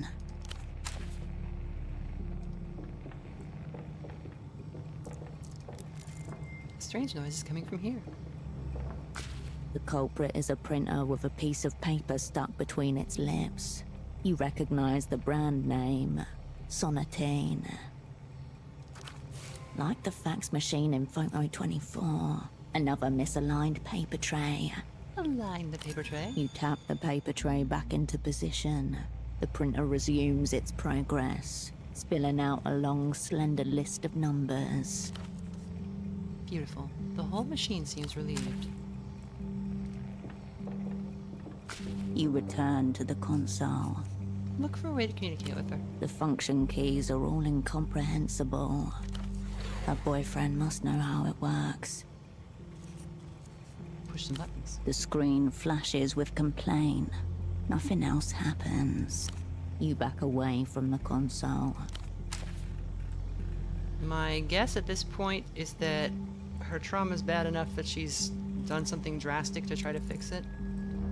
Or get away from it. Just based on what her vital signs of the modern monitor stats with frail patient.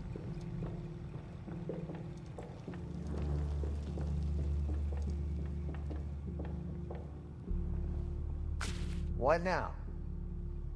How do I speak to her? She's all plugged in. Threaten me and then ask for my help, is it? Storm into my cinema and make a mug of me and demand my assistance, is it? Well, fine. But only because I'm scared you'll only fucking do it again.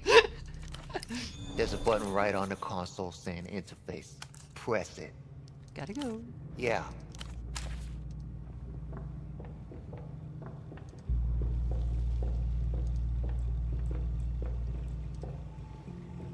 You return to the console.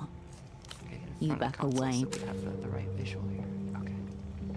You return to the console. For interface. You scan the machine until you see the button, right in the center of the console. Why didn't I spot this straight away? It's worn in the middle. Letters fade into black. The other keys still look new. Press the button. Subject, system. Press system. The machine's thoughts unfold on screen. A meandering mess of lines and shapes. It writhes. There it is. This is what's making the whole thing work. Not this woo-woo sigil shit. Press subject. The panel directly beside the input lights up. A green like glowing moss. Words appear, letter by letter. H-E-Y-S, W-H-A-T-S, U-P. She thinks that you're her boyfriend.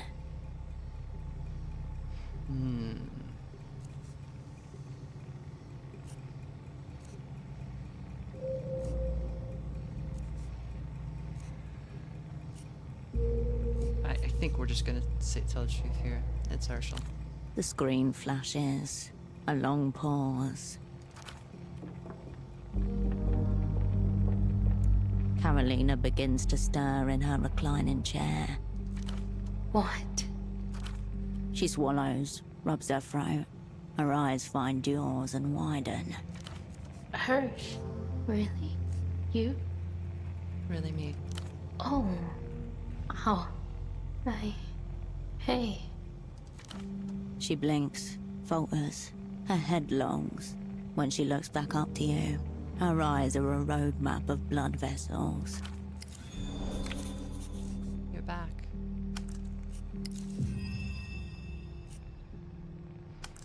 How long have you been like this? How long? Since... What happened? No sarcasm. Time and space appear to have become mysteries to her. What's going on? Why are you plugged into whatever this is? They're talking. Her attention wanders back towards the screens, back to you. What were you saying? Look, remember getting me these for my birthday? Lift your shoe. She looks down, takes in the eye on your loafers. A coral flush passes over her cheekbones. You still have them. That's so nice. I met your boyfriend, Septimus.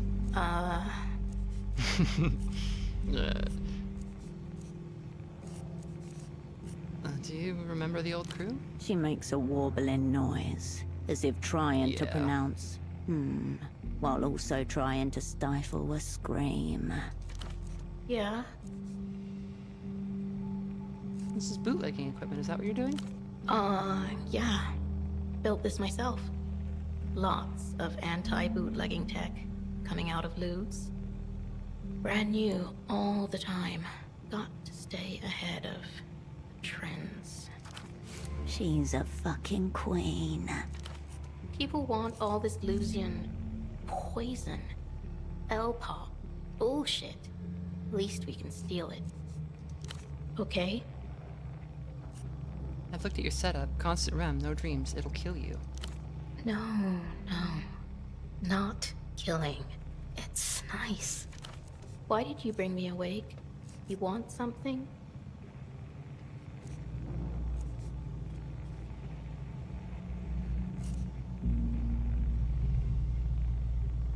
I feared your soul was slipping and that you were enjoying it. Slippy soul. Slippy soul. Well, it's just bootlegging. Look, bootlegging machine. I built it. It's nice. She strokes the headset a few times to demonstrate. Regulates my sleep so I can work all the time. Busy. No dreams, no nightmares. I had nightmares. But now they're gone. Away from me. She gives one of the servers the finger. Bye.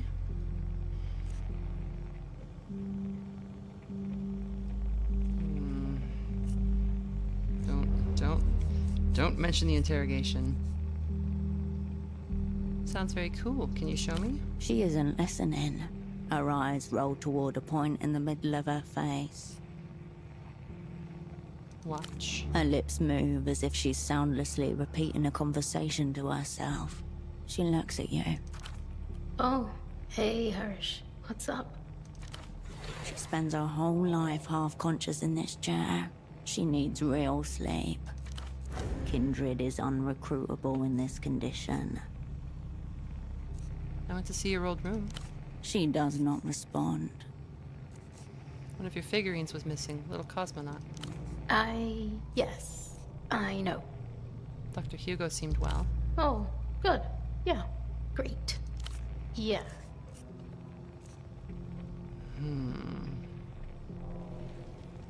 I think directly approaching it is directly mentioning it is the wrong approach. We're gonna talk to Hugo. He's here on K. Oh, but Bye, Hirsch.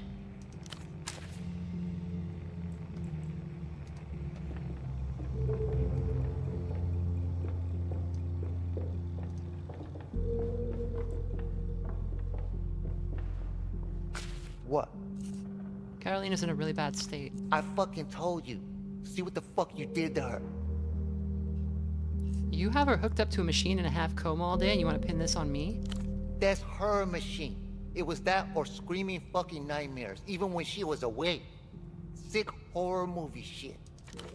I'm letting you back here because I know she'd want me to. And I'm not gonna lie and say I'm not fucking curious. But if you hurt her, I am going full fucking uncle mode on you. Remember that. I've come around on Septimus.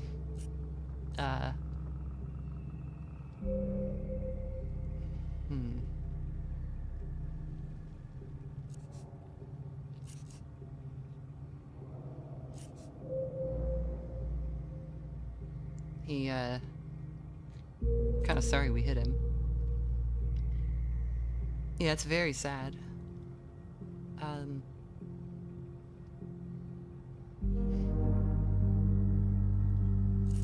gonna go talk to the doctor first. He's the responsible figure here. It's not like Septimus knows what the fuck's going on.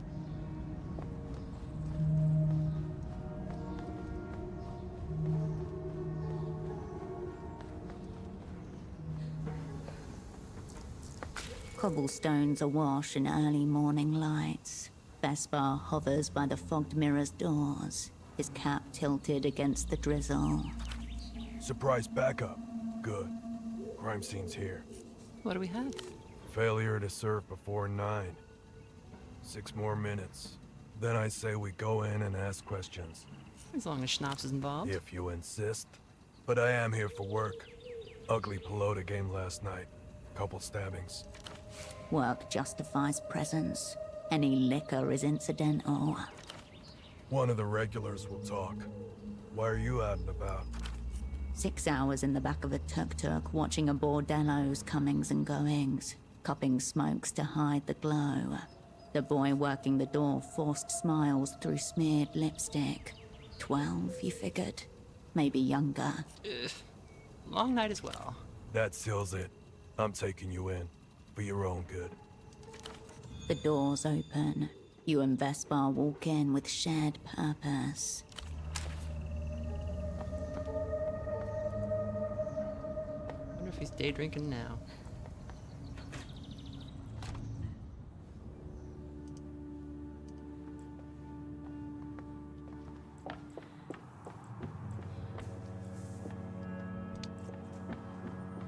Don't yet need to speak with the man with no heart. The brightly colored cans and cigarette pack. I'll Have you not changed? steal from the vending machine in here, because we go here.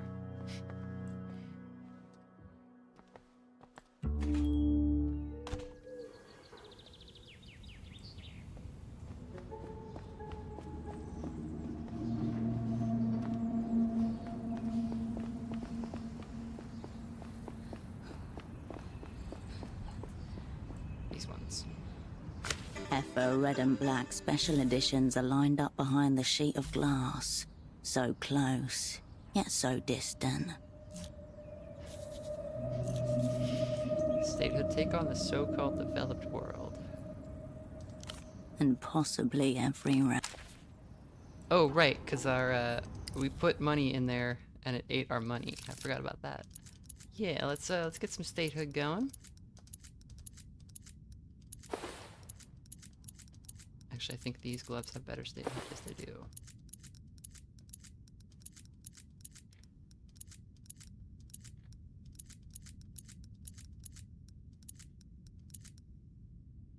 Purple collared shirt, loose-fitting silk with a pattern of kelp forest. Something rattles inside the medallion at the collar. I like these boots. Oh yeah. Oh yeah, it's all coming together. No, no, that's not. That's not the look. Maybe no coat, right? Like, oh no. Oh no. We'll have a use for this shirt later, I promise.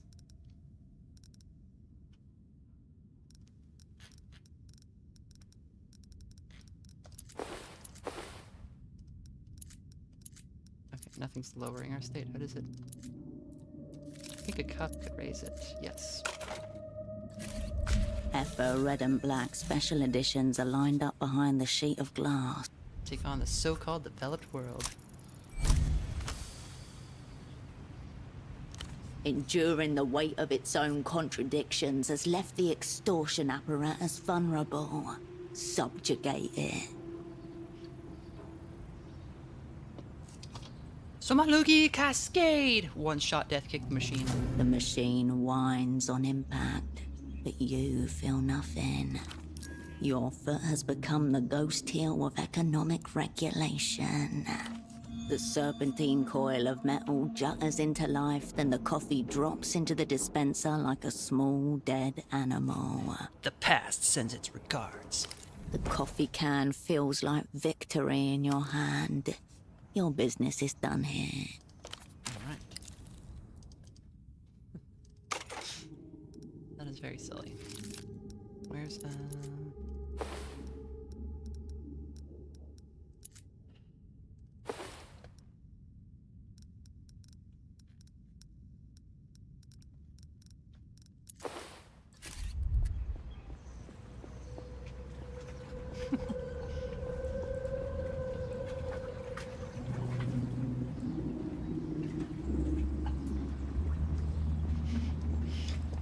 time to deal with Franklin. I don't have time to deal with him yet. Please, if you see Karolina, do let me know. I saw Karolina. And? Is she eating well? Does it look like she's getting enough sleep? Her skin, pale, eyes tired, muscles atrophying. She looks terrible. She needs serious help. Tell me, what's the matter?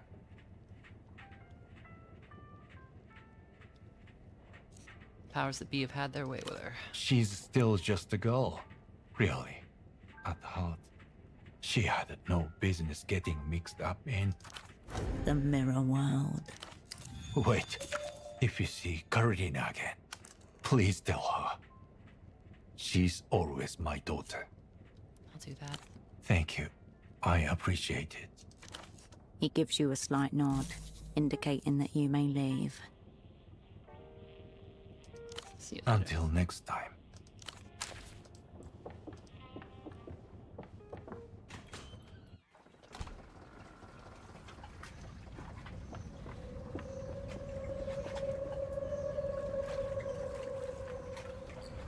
Don't bother him now. Hard to believe, but it seems the gap is widening, even as we speak. He's been going on about this mysterious gap for a while. It may be time to get to the bottom of it.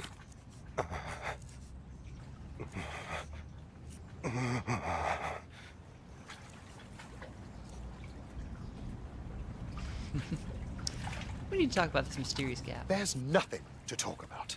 The gap exists far beyond your plane of comprehension. I love metaphysical mysteries. I live for this shit. Let's go. Gap me. Best to stay at your own remuneration level. For your own health. It's fucking cold. He twirls on the spot, further tangling himself in the phone cord that's become wrapped around his neck. I can help you navigate the void. He gives you a quick, brutal appraisal. Based on your appearances, I'd call that highly unlikely.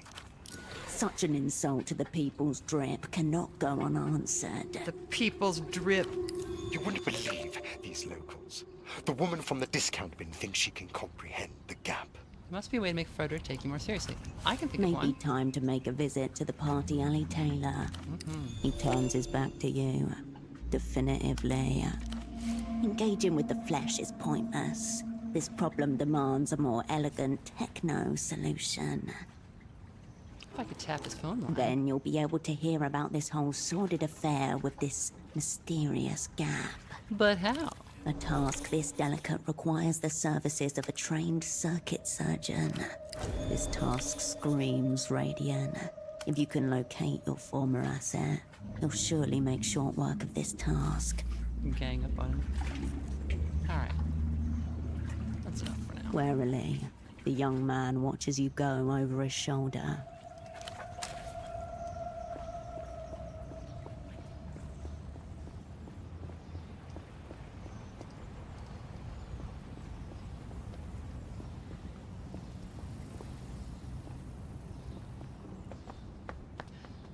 In the super block, we have no drip.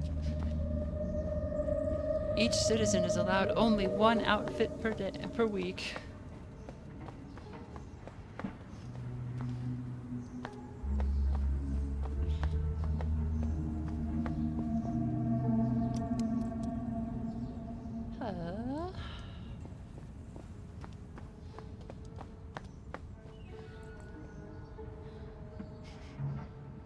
I like that he just lives here.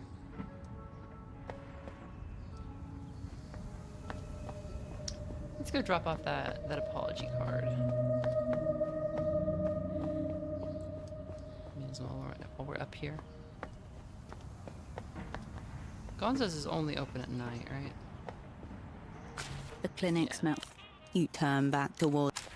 Okay. We have some skill points we could spend.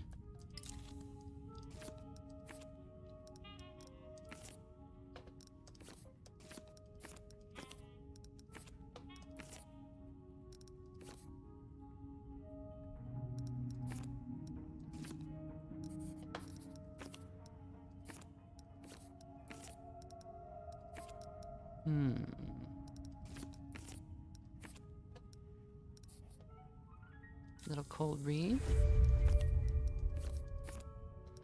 A little coordination.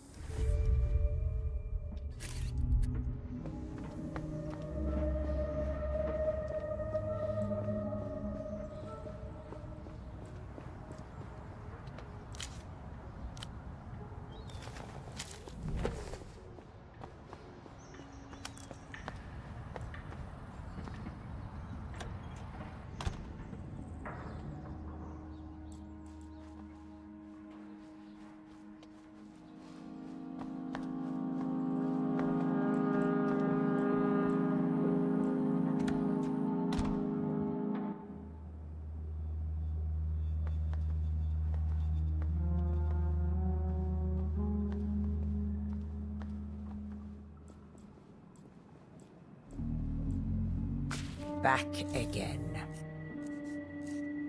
SD, please accept this card as a token of my contrition. Oh, Herschel.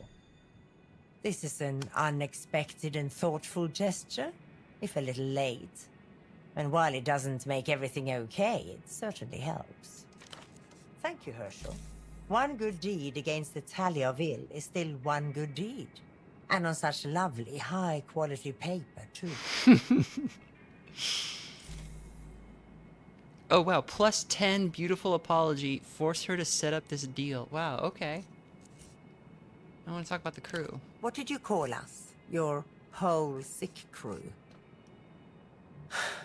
What about it? Talk about Karolina. Maybe you'll have something sensible to say. The Weeping Eye tortured Karolina. Yes. That's what I was trying to tell you that day. Oh, God. But you never called me back. So... that happened before we bounced. Like, we were still in theater. It was like after we got made, but before we were pulled out. I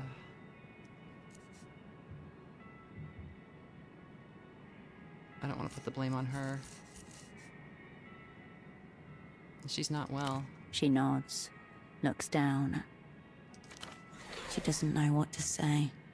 She let Karolina down too. Okay, I'm glad I didn't put the blame on her. No. And you can't possibly be thinking of dragging her back into this. But just in case you are, don't. Hers is the future that awaits us all with this plan of yours. I hope you know that.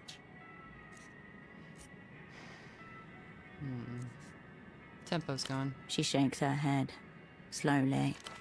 It's a wonder he made it past 40 the way he lived. But I'm guessing it wasn't the drugs that took him in the end. Who was it? Could have been anyone who killed him, she means. That doesn't matter, does it? No. For his kind, I believe it does not. Vesper? I don't know. I hope he escaped. It would have been easy for him, being a carabinero. Anything about Ramses? Nothing. Back in Rustam, I hope. You know. Agreed.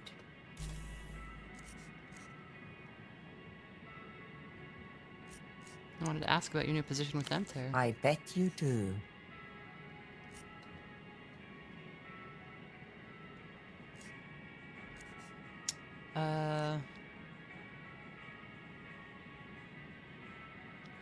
Met the daughter of one of your victims looking for him around the bazaar. Her face does not change. I suggest you persuade her to stop. I don't think we have a right to...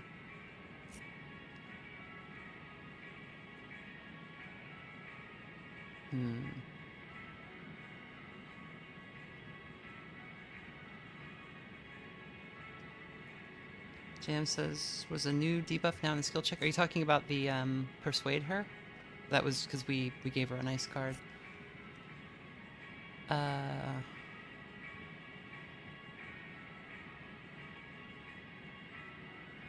It says, I wonder if telling of HOLOCENE would have negative repercussions. They keep offering the option like bait.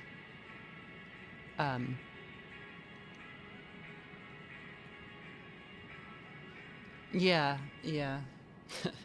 he's our boy, and I think, you know, maybe that would go badly for him. Like, we don't know if any of these people are really on side anymore. She like literally works for the enemy. You could tell her yourself. Her name's Malin. I will not. I don't want to know that. Her voice a low hiss. Now stop. Stop it.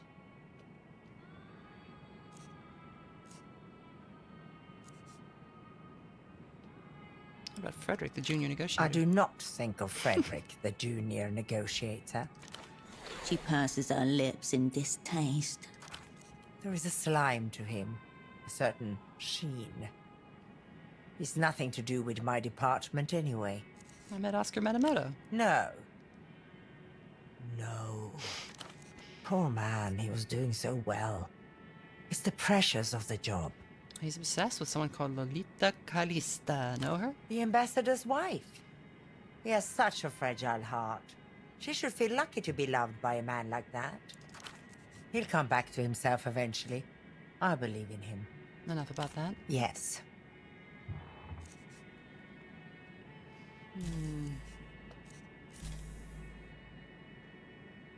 Oh, now sad about Karolina. Yeah, we could just basically force her into it. I don't want to though. I'll see myself out. Goodbye, Herschel. We'll save that for when we actually have to. Can we just steal something right out of here? Distressed shirt? Alright.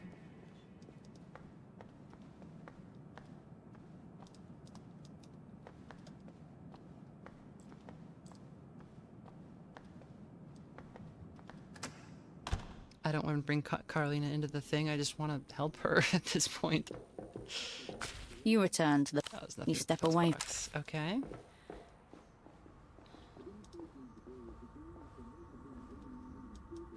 Unable to fuck with the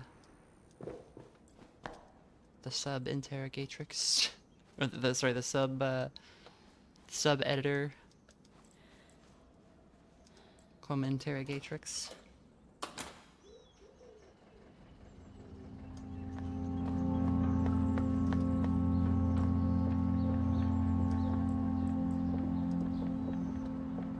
See Duchess again.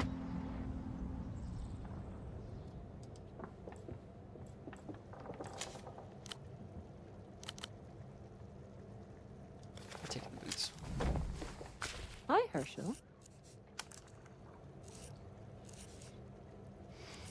I don't want to press her about one of her regulars. Sure, hon. Happy to chat, love.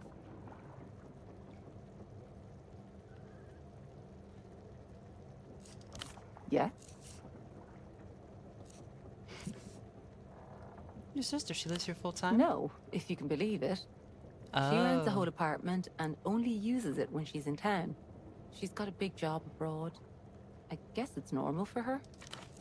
She's offered to let me and the kids stay in it. But I don't know. Our boat may not be much, but it's our boat. Did we ever get an answer for how she gets the stamina to be available 24/7? No. And it's just like, I don't know, I think people aren't actually calling the phone line 24/7. Because she says, like, she's not.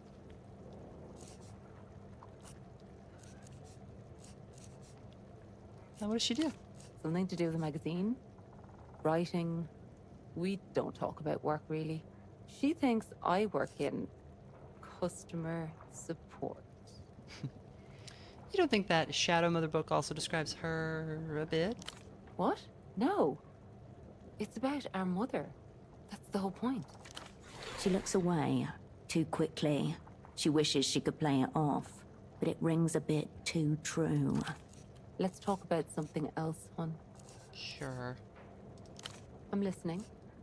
No, Sure, do hon. not say that. Sure, hon. You're very ordinary, it turns out. Were you expecting a miracle? Happy to chat, love. Yeah. See you later. Hi, Herschel. Well, maybe Sure, we can... hon. We'll just get spotted. Long gone, sweetie. No forwarding address. You killed him and dissolved his body. Nice. I would never leave you, just so you know. Nah, sorry to hear it. It was harder with him here, honestly. All we did was argue toward the end, which is way worse for the kids than not having a dad around. Barely any of their friends have dads around either. So Marlon says, idle theory buzzing in my brain is that they've somehow bootlegged her personality to remain on the line all the time, but that wouldn't gel with how she remembers you here. Yeah, I think that's like a red herring. It's to get us thinking about that kind of thing before we actually encounter it. It was the miracle line that scared him off. Made him jealous. Couldn't handle it. Called me all sorts of names in front of the kids. Nah, he's an idiot. You're better off without him. Yeah, best not to waste any time thinking about it, really. Let's not. Come on to Duchess. Happy to chat, love. See you later. Herschel's gonna be the mom who stepped up. I wonder if those are her kids down in the market. The kids that watch TV all day.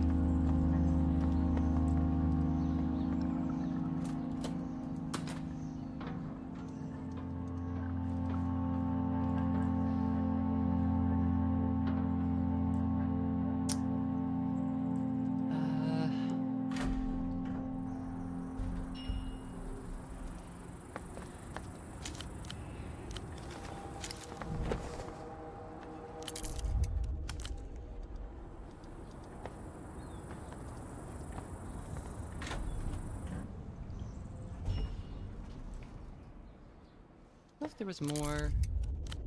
Apartments 2 and 3. I think this is just like a room to loot, right? There was nothing else back here. Yeah.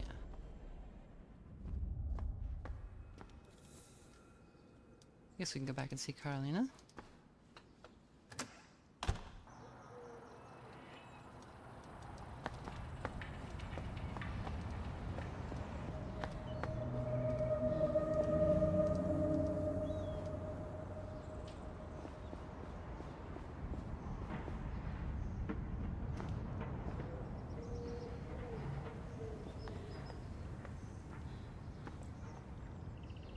Hello again.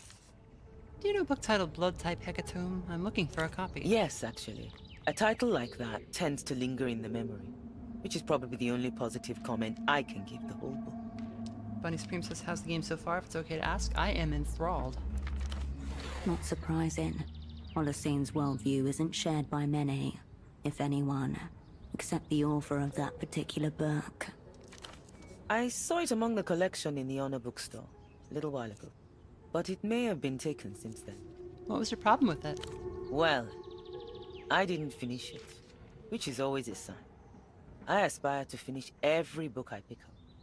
But to answer the question, the writer clearly lacked intention and seemed incapable of inserting surface-level sense into his prose, let alone subterranean meanings worthy of excavation. Or those meanings were embedded so deep that she failed to dig them out. All Holocene did was hunt for meaning, especially, perhaps, where it doesn't exist. That's a shame. I was hoping it may have some merit, no matter how obscure. Yes, I wouldn't recommend it, but I'm also not one to discourage people from reading, even if what they read is drivel. If you still want to give it a go, you should find it in the sci-fi section. Good luck. Goodbye.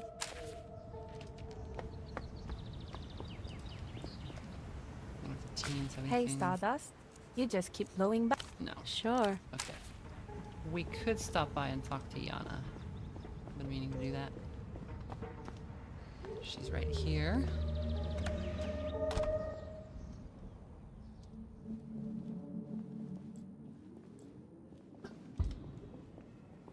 Yo, Hirsch. You check in with Marco yet? Oh, I checked in with him, right? Alright. Got something on your mind, Hirsch? Question, Yana. Why is an MTR operant with weird headphones shooting at me? The girl pauses for a drag as a passing aero tram whines and screeches above. Is Marco... She's concerned about Marco, the espionage voyeur. Marco's dead.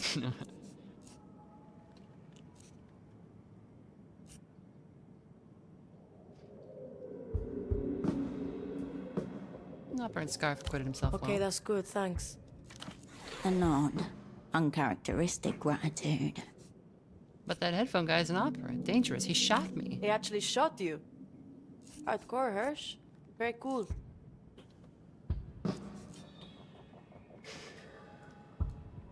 Extremely cool. At last, some real spy work. Rock and roll, baby. Heavyweight. I could have sworn the headphone guy was with the Luthians. But you say Emperor again. Either way, doesn't matter. He's a midnight prick like you. He might have been with the Lusians, like,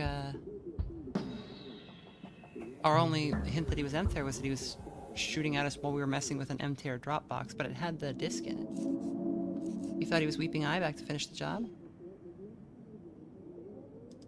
Yeah, 'cause of Tempo's deal with the old guy. Thought he was one of their agents, maybe. An actual good one.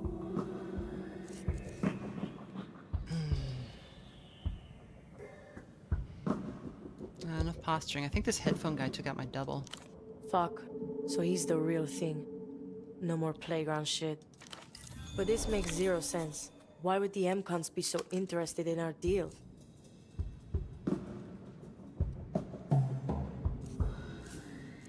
I think it has something to do with ultraviolet.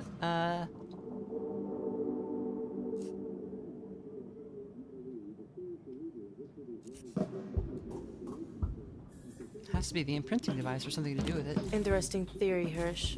Half right, too, I'd say. What's Tempo got us mixed up in?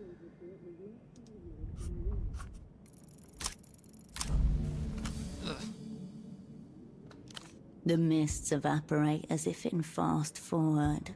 Tempo was trying to achieve maximum tempo. In other words, He was trying to make a whole new crew of Tempos. What? He didn't tell you? I'm pretty clear on what he told me, and it wasn't that. And Hirsch, don't fuck me around more than you already have. Please. the plea is subtle, but present. Her head is barely held above the waterline. Bad news, Yana. Word on the street is that you're not Moonglow. The girl takes a long drag and raises a slow middle finger at you. So you and Marco. Me and Marco. What's your favorite thing about him? Probably his smile. Oh no. Uh-oh. Have you told him your tempo? No, Marco didn't even know Tempo. So what the fuck would I say? Surprise, sweetheart, I'm some random middle-aged gay man now?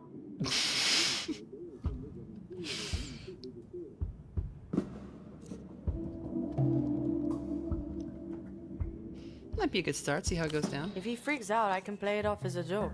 He always laughs at my jokes.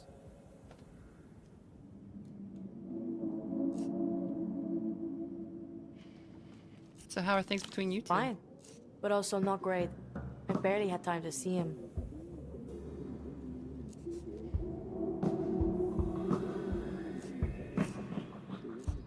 Feel the same about him since you know Tempo and you? Since I became a middle-aged criminal. Yeah, complicated one. I don't know. I think so. It's weird. When he's around, he annoys me and I want out. But when he's not there after he's gone, he becomes like the best person ever in my mind. Even though he hasn't changed. This is an interesting line. I could never trust someone that intimately again. I don't think we've heard about being burned by a romantic partner in the past.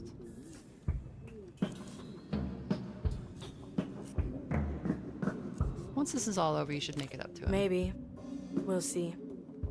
I hope we can. They won't make it. Oh.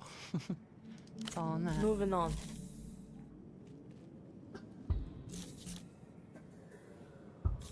See if we can nail a cryptonym. Alright. Alright, yeah, let's just go for it. Man, what the hell? Our rules are terrible today.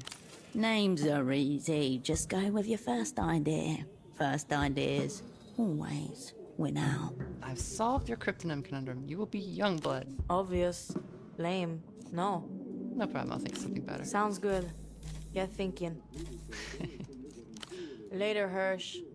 Keep me in the loop.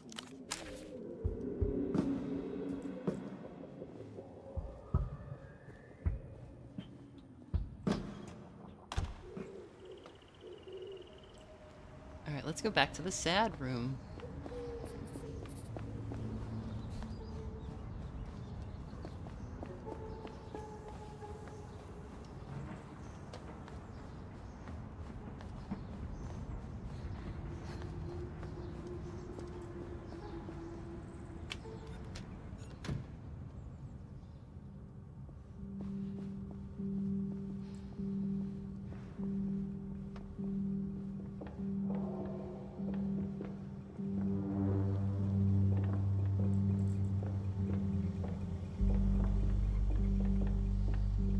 You tap her headset.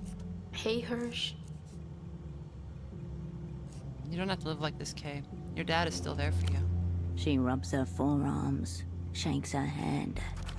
I know, but I haven't done anything yet. This isn't for... This is my job. I'm good at it. I have to do something. Loots. She thinks that bootlegging is an act of resistance. She still wants to be an operant. Alright, now I'm ready to cry. That's so sad. So appeal to her as a colleague. Take her seriously. Tell her your own professional problems. Ask for her help. Panther interrogated me here in Portofino. I broke. You did? No. You're just saying that. Something in her breaks. You see it snap. She bares her teeth. Tears flow. What if it was me who gave everyone up?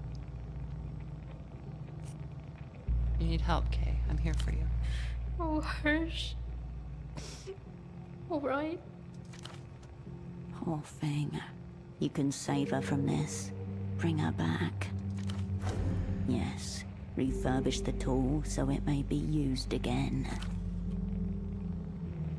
I'll let the dream in. Send myself to real sleep. But only for a moment. You can see what I see. Other headset's over there. You just have to put it on. Oh, so that's what happened. They grabbed her. And then we got...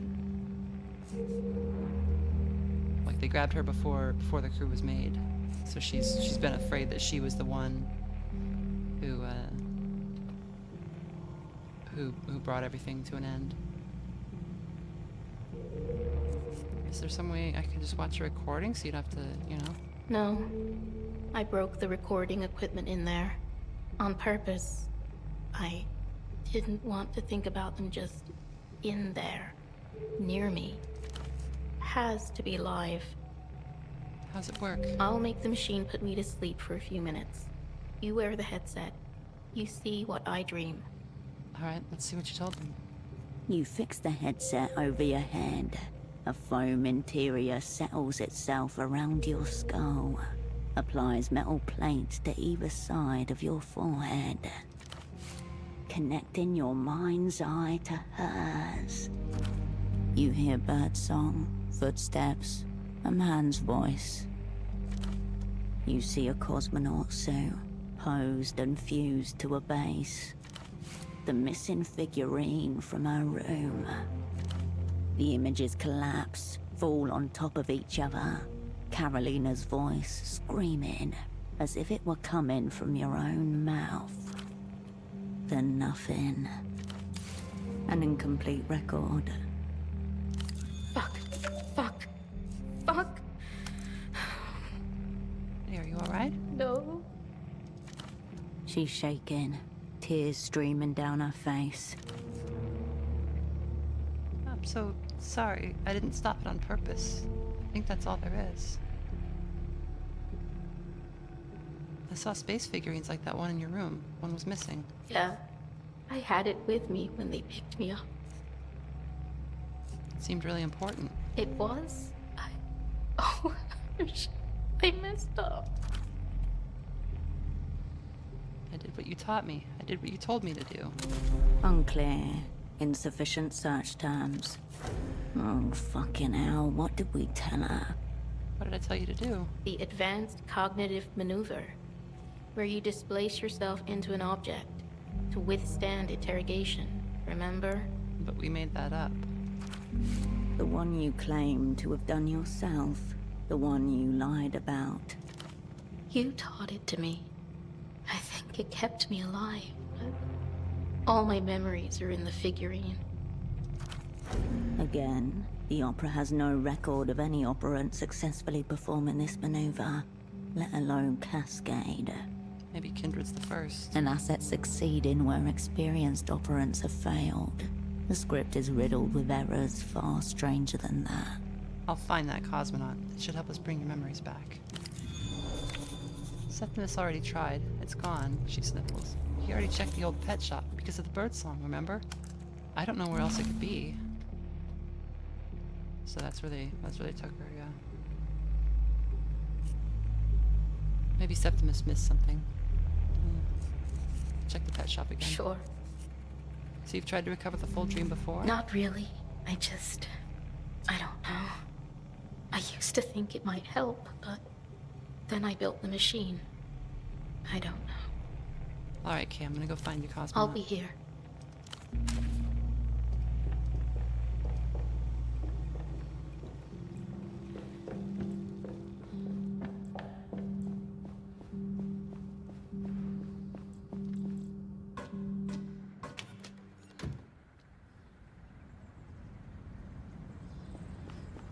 I think maybe the monkey has it. And we're insane enough to talk to the monkey. Whereas Septimus is normal, so... There's this cosmonaut statue. A cosmonaut suit, a relic of Project Alton and Mia. It shot. Didn't we already make this check? A classroom with a buffed blue floor and white fiberboard tiling. The teacher rolls a square little television in on a cart. The girls in their final year of gymnasium gather round. The floor was cool against my The legs. camera follows the white column up, up, and then it jerks or cuts out. When the picture returns, there's just a white cloud sprouting new white limbs. The rocket nowhere to be seen. For a long moment, none of the students can tell what's happening. Then, one by one, they realize. A faulty seal, a minor propellant leak. Next thing you know, 4 cosmonauts are splattered across the face of God. Except none of that happened. The explosion was staged. A scale model stuffed with fireworks, fixed to a wire on a secret backlot, and broadcast across the developed world. I watched it live on TV. You and millions of school children the world over. What happened after? Expensive, fruitless. The failure of Project Alton and Mia promptly tanks the Portaferan economy. Supreme Leader Nestor flees into his third exile not long after. As for the bazaar, it's saturated with surplus equipment, memorabilia and replicas. This suit is most likely the latter. You find the coolest stuff around. Few of it genuine, but does it matter if the feeling's real? Your focus widens back to the bazaar.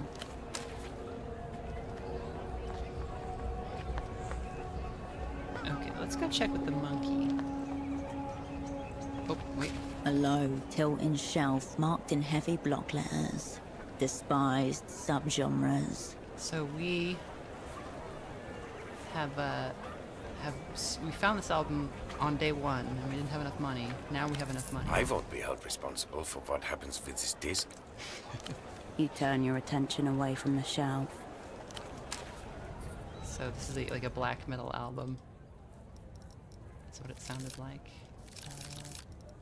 Is it a document? Is it? Okay, yeah, here it is.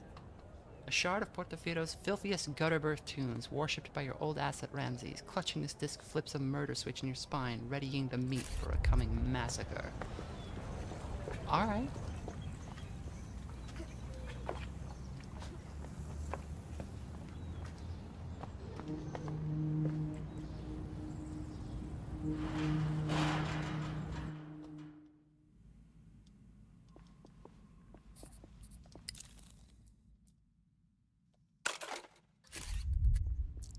Amid the chaos and disrepair, the ghost of what this room used to look like emerges for a moment. Walls lined with cages large and small. The faux rainforest cacophony of chirps, squawks, and yips. And in the center of the room, a circle of people crowding around a brightly lit patch of floor. 20 on the tiger beetle. I love your voice, so I should have at least hired you to narrate the French VA. Well, thank you. It's not my native language, and it's, I'd need some practice to be doing any actual voice work in it. Oh shit, beetle fights with Ramses. By day, a normal pet shop. On weekend nights, they used to clear out a space for invertebrate death matches. Mostly beetles, occasionally a tarantula. Ramses used to love this stuff. The perfect balance of pointlessness and grit. Who are you going for, H? Tiger or stag? He nods over to the octagon, where the two beetles are still flailing in the hands of their respective handlers. Don't be distracted by the tiger beetle's iridescent shell. Look at his eyes. The eyes of a killer.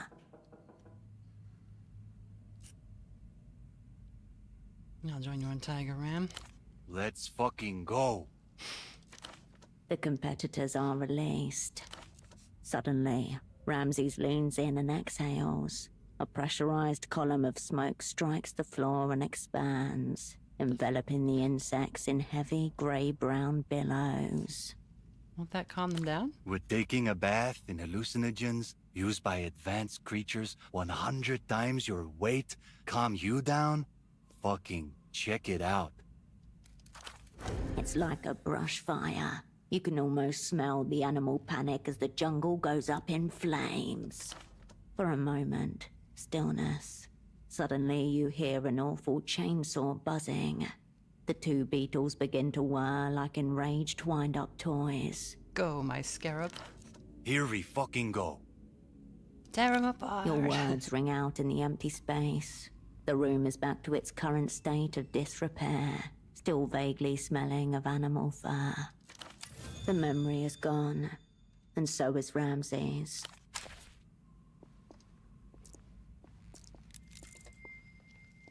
An open cash register ransacked. Kimono robe. Hello. Oil slick satin adorned with garish exotic motifs. The go-to attire of a lounge lizard ready to pitch dubious investment schemes. I have 2 of these. They don't have garish tigers on them though.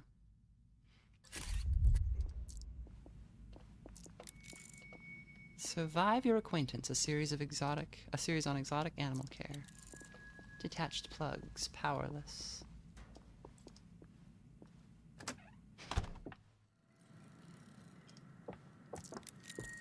Prize items sit high on a makeshift throne.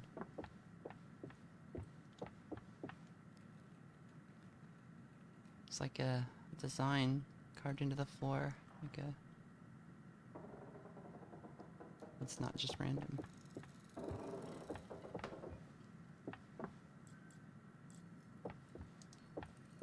Hello, monkey. Prepare to trade. I know you're a dog thief, but don't worry, the GM won't arrest you. Let GM try. I long for the day they try to return me to the cage. I'm looking for a cosmonaut figurine. About this big, have you seen it? You seek the unit? The monkey descends into a series of gnashing shrieks and limb spasming in excitement and outrage at your quest. Is that a problem? Yes. For you, if you seek my prized, the unit, you must offer something of greater value. The monkey reaches a mortifying fist into the pile of objects at his feet. The fist re-emerges holding a cosmonaut figurine. The monkey does not talk. Herschel is a little bit insane. She has like a dissociative disorder.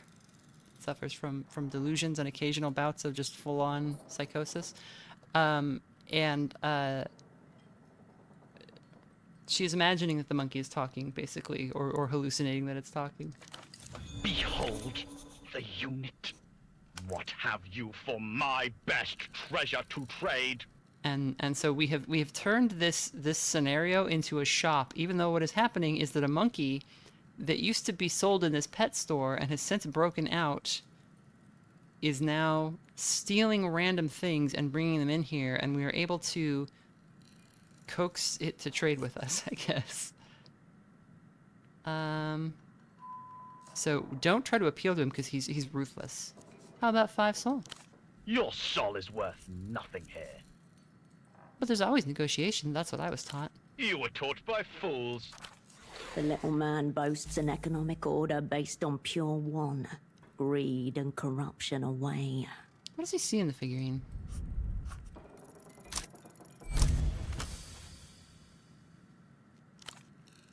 Oh, that imaginary beetle fight was just a memory, not imagination. We were just remembering something that happened.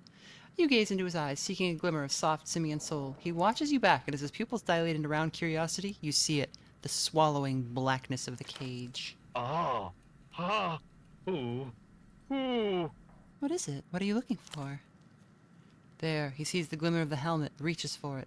He looks into the figure's face, and then there sees his own eyes looking back at him. Oh.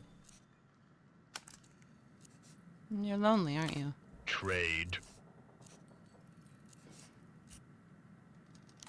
Tourist trinkets, veterinary tools, a detached bicycle wheel, brightly coloured soft drink cans. It looks like a dinosaur rampaged through a shopping mall, and this is its dung. The monkey bares his teeth at you. I want to trade. He flicks his ears in excitement.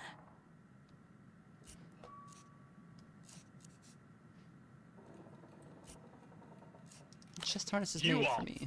puny. Prove yourself. Siggies? Shiny trade. Pleasing hinged open function. Accept. Give him the Suprema 100. Glimmer cube craved. Accept. Meaningless standard. He flings the harness at you. Victim of trade. I want to He trade. flicks his ears in excitement. Let me offer you something for the figure. Commence economic combat. Prove yourself.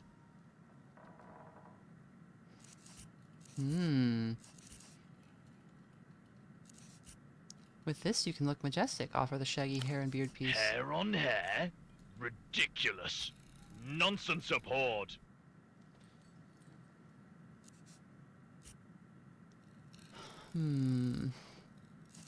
Change my mind back. What do you want? Amass increasingly desirable objects. You're talking to a monkey. You're going to have to ask specific questions if you want helpful answers. So you want whatever cool stuff I find in the trash? Only most premium goods desired. How are we supposed to know what a monkey thinks premium means, though? Alright, let's see. Ponderer.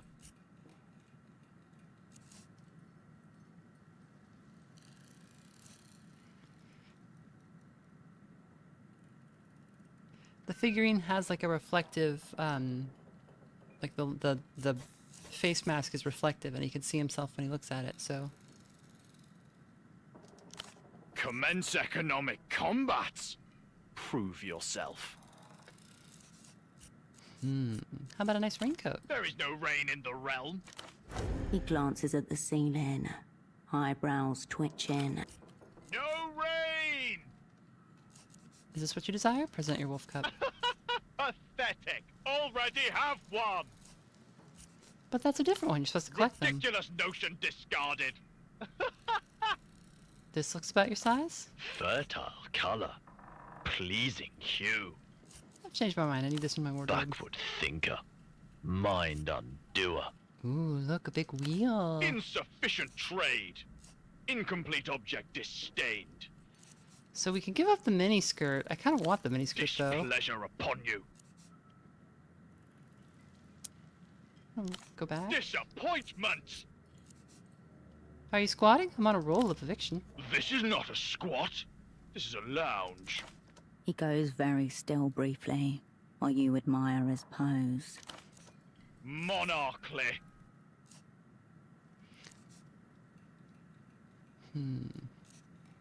Give me that cosmonaut. I'll take it from you. Thief! Thief! Vanquish you! The king pulls out his pre-breeder 6Z arm. Oh god. Ready to defend his haul.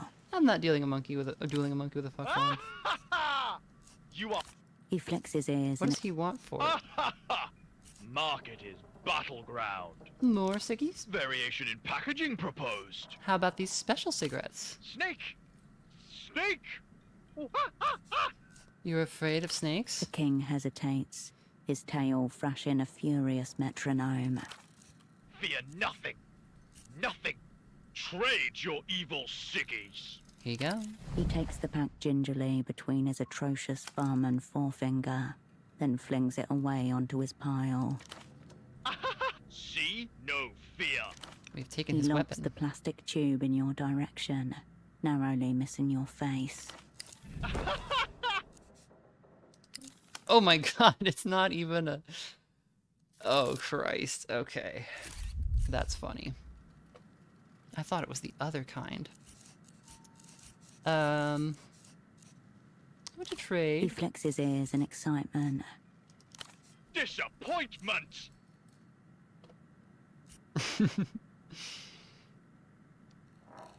Examine his wares. You return your attention to the monkey bares his teeth. He flicks his ears in excitement.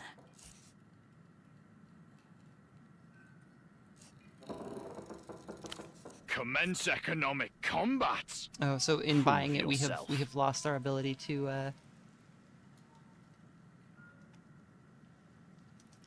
Displeasure upon you.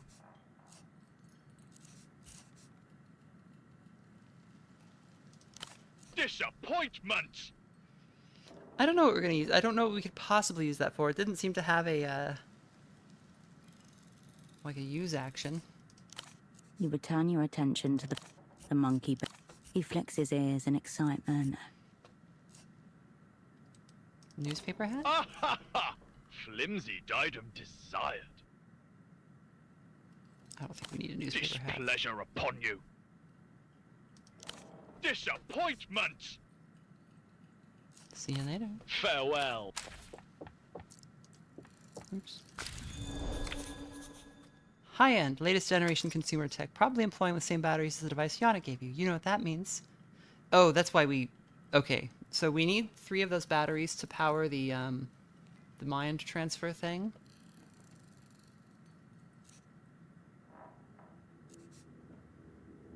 Time to nothing. I don't think I'm gonna use that machine.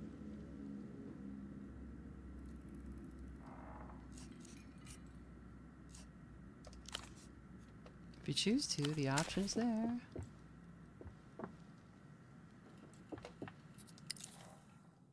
Let's see.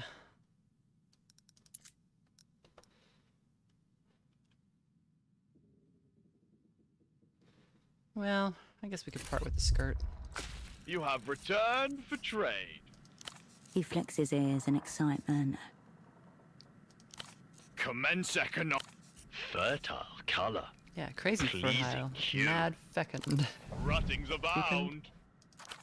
He flings the tiny cosmonaut figurine at you. Trade completed. See you later. Farewell, combatant. A round-faced plastic spaceman in an orange suit. The paint has been worn down where a thumb has stroked it repeatedly for comfort.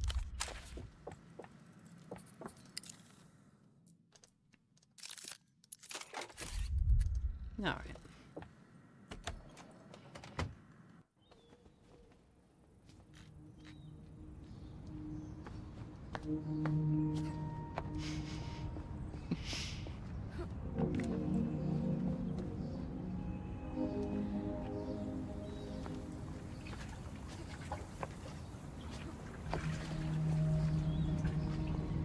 Where is... Oh, a little poster. Lost. Mimsy does not respond to her name.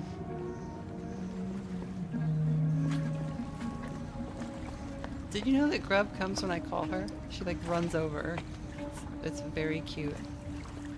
I've never like even seen a cat do that. She gets like really excited and goes like runs over. I love my kitty.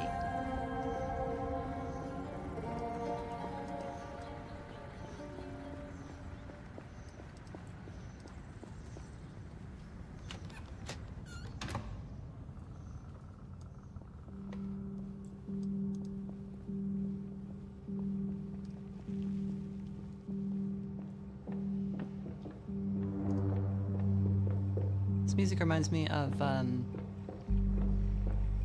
you go to the 6-day spindle in Caves of Cud.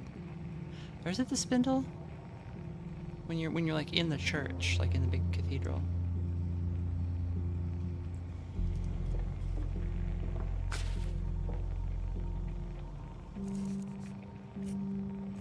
Who taught you to build this type of thing? Nobody.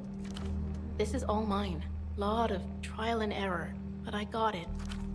She smiles through the haze of her delirium, eyes roving over the equipment around her. Oh, yeah, I think it is the Ezra music. That's right. Your printer was broken over there. I fixed it. Paper tray? Again? Shouldn't have used a sonotine. Thanks, Hirsch. Never seen anything like this. You're a techno genius, Kay. Yeah? I'm not, but thank you. That's so cool of you to say, Hirsch. She beams, red eyes sparkling. Sigils, braiding, ritual knots. What's this all doing here? Remember I studied ancient languages at school? You needed 1 humanities credit. I just saw the script on a textbook and thought, hey, you kinda look like a circuit board. She points to a sigil on the machinery to her left. It is rectangular and asymmetrical, composed of lines which connect dots and circles. That one means unity, but also disharmony. And you probably recognize repetition over there. It's on a lot of shop doorways. Shopkeepers think it brings people back. It doesn't. But it works here. That machine looks kind of like the cosmonaut helmet. Yeah, it does. With the... It does not. She's explaining her own brilliance away with magic. When people first wrote, they carved these things into rock or drew in sand. The machines remember being sand, I think. All the other stuff just felt right. She might be right. She clearly knows more than you.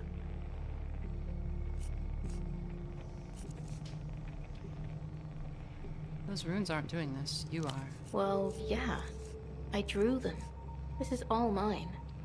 What does unity disharmony do? It means I get more control over the tech, the more systems we're operating at the same time. Makes it difficult to focus on just one thing when I'm out here. Oh, okay. I found the figurine right here. Her eyes settle on the cosmonaut. She hesitates. But Septimus said that it wasn't there. Well, we have it now. Yeah, cool. Do you know what's gonna happen here? No. Figurine. She takes the cosmonaut, smoothing her thumbs in an alternating rhythm over its torso. Are you getting anything? She nods. Her grip tightens on the figurine. Her nostrils flare. The shock of lost time returning to her. I can hear birdsong. Feel the hood over my face. It smelled like other people's sweat. Stale. The sound of their tools. Metal scraping. But that's it. Go get the headset, Hirsch. I'll turn off the REM repeaters again. Alright, let's do this. She doesn't look at you. Just replaces her headset and leans back. Cosmonaut on her chest. Put on your headset.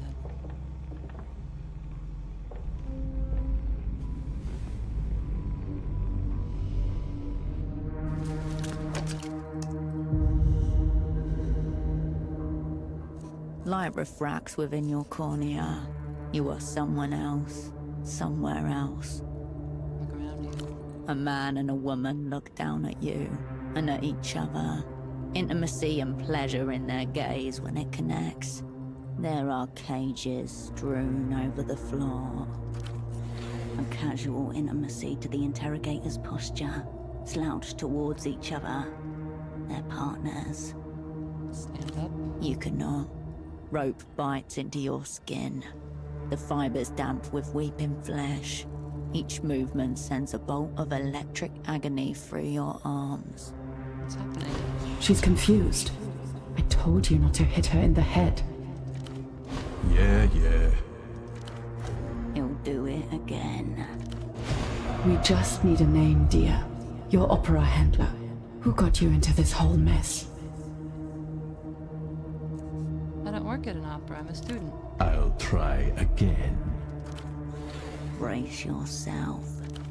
Knuckles dig swift into your eye socket and back out again. Next to your nose, something cracks. Stop. We will when you let us. You think we want to be here? Whole city reeks.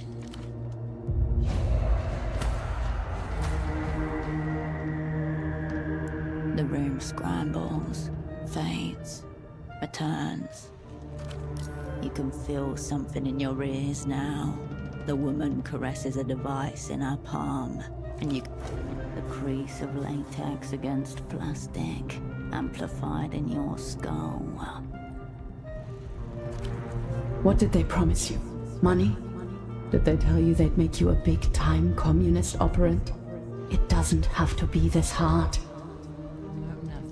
The woman smiles, closes her hand around the device. Oral torture. Wicked. Whispers, words crawling over each other, turning into one. Fractal burrowing under skin. Shake your head, get the sound out. Chitinous legs rippling inside your skull. The device isn't making any sound. It's triggering a psycho-auditory response, tuned specifically to the individual.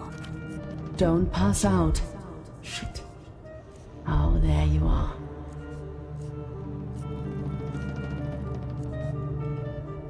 Keep your crappy tech away from me. Crappy? This is brand new. My design. Aha. Tell us about your assignment. Silence. Don't say anything. Come on. It's my turn.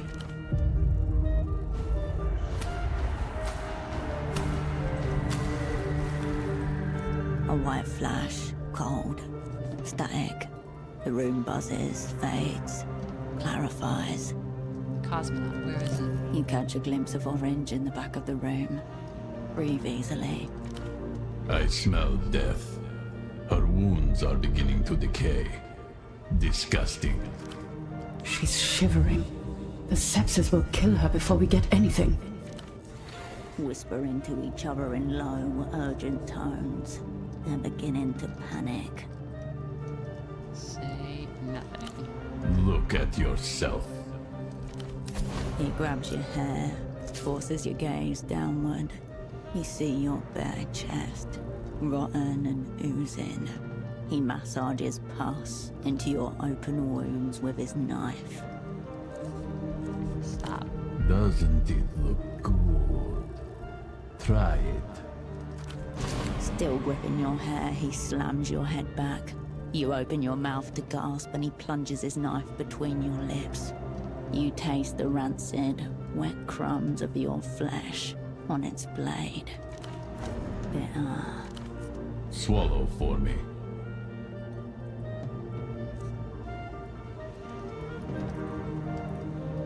Spit out. Pieces of you splatter across his face, black and yellow. He wipes his face, then forces his hand back into your mouth. His fingers plug your throat, you choke. Vomit splutters out of your nostrils. You cough. It burns. Did you like having his hand inside you? Do you want him to do it again?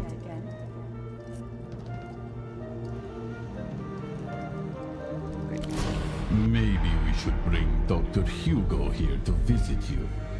Is that what you want? To see your daddy? The doctor blows onto his tea. A smell of mint rises with the steam. We'll say that his little girl told us that he was the head of the network. He'll die thinking you sacrificed him to save someone else.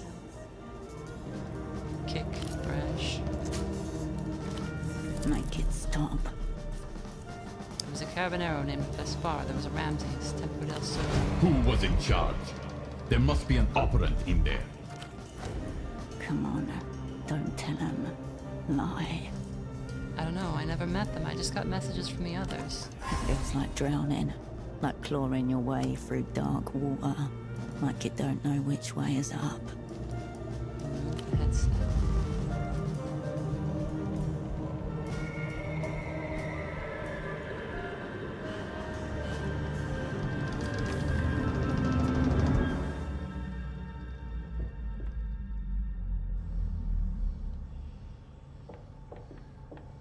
Your hair is drenched in sweat. Oh, fuck. Septimus soothes her, ignoring you. Luz's interrogators have broken assets far more experienced than Kindred. She gave up what she could to protect what she must. You held out as long as you could. It's not your fault. Damn fucking right it's not your fault. You don't think that, do you?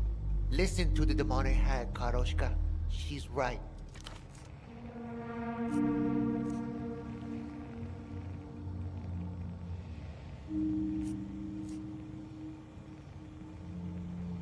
SD's thriving, actually. We could thrive too.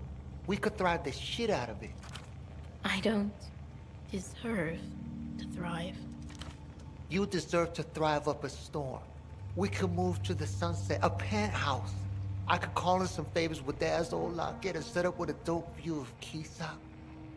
This guy is an angel. We'll watch the boats at night. We'll have rugs. And we can keep this place as our studio. Finally start making movies together, like we talked about. Let's focus on you right now. I don't want me. I want to die. Karoshka, please. We know what happened now. We can just move on. We can get some fucking takeout and watch Iron Pedal 7. We can go to the fucking beach or some shit. Sand? We can make movies about all this. Espionage, fighting fascists. You can make it so real. It'll blow people's fucking minds. But it isn't real, Septimus. What's real is this. Me, scars, and dead friends. I don't care about rugs. I'm not just going to forget this. 2 months says, how's the game holding up to Disco Elysium if you played it? I'm hearing mixed things. The mixed things are mostly just like bad faith arguments from people who are indulging in sort of reactionary anger based on attachment to I have the argument is so tired and stupid. This game is at least as good as Disco Elysium, I think. I'm extremely impressed.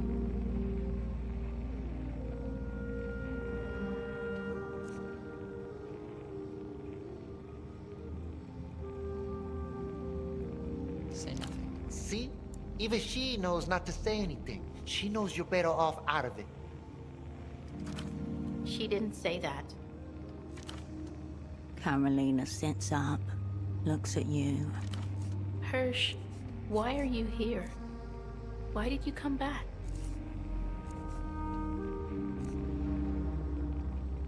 I follow the scent of techno-fascist blood. To make up for last time. So there's another assignment? Another chance? I've already put you through Let me way help. too much. No. Look at me. Look at what I survived. Barely. This is reverse psycho-fuckery, Karoshka. Don't let her psycho-fuck you. I can do this. Let me prove it. No. Ignore this rugless bitch. Absolutely the fuck not. It isn't up to you. I want to be Kindred again. She means it. She's with you, no matter what. Well, hopefully I can turn her down there.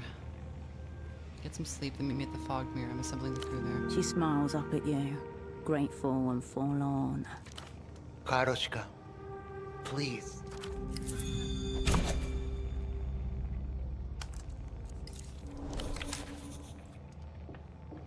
Don't fucking do this.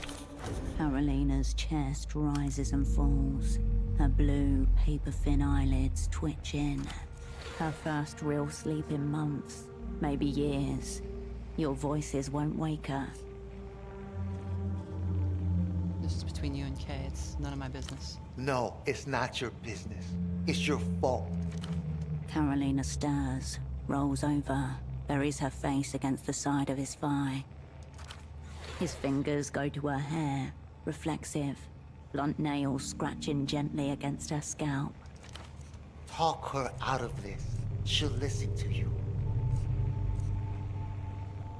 I can try. I don't think she will, though.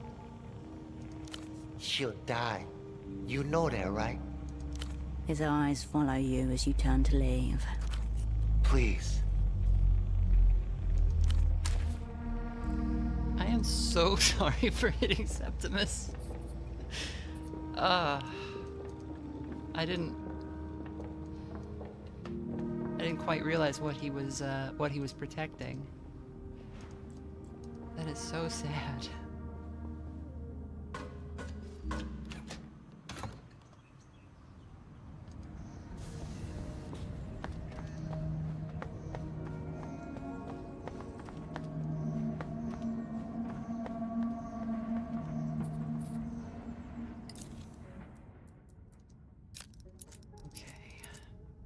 Need a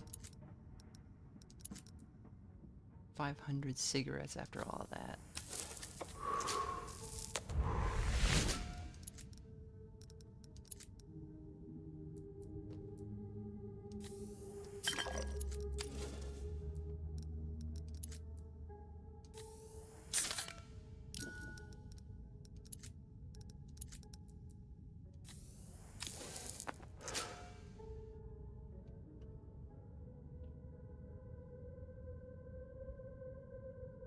Okay, later, Jimon.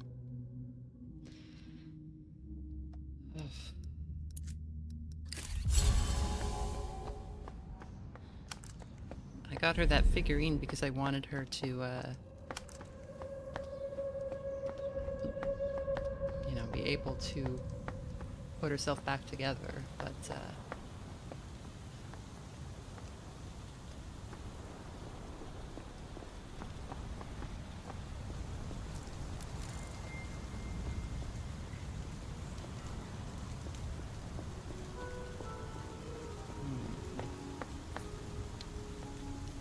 let's go listen to Blood Golem. That'll lighten our spirits.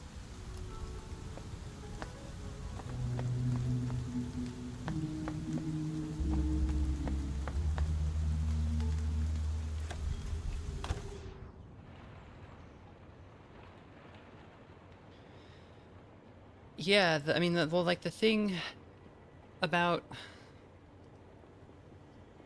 espionage is it just chews people up and spits them out. Like, this is not a good business, especially this Cold War era stuff. And something I was like tweeting about this morning on, I say tweeting, I'm only on Blue Sky. Something I was posting about this morning was that, so, and I mentioned it at the beginning of the stream, I wasn't sure if the game was about femininity in the same way that Disco Elysium is about masculinity, but there's a paradoxical, like,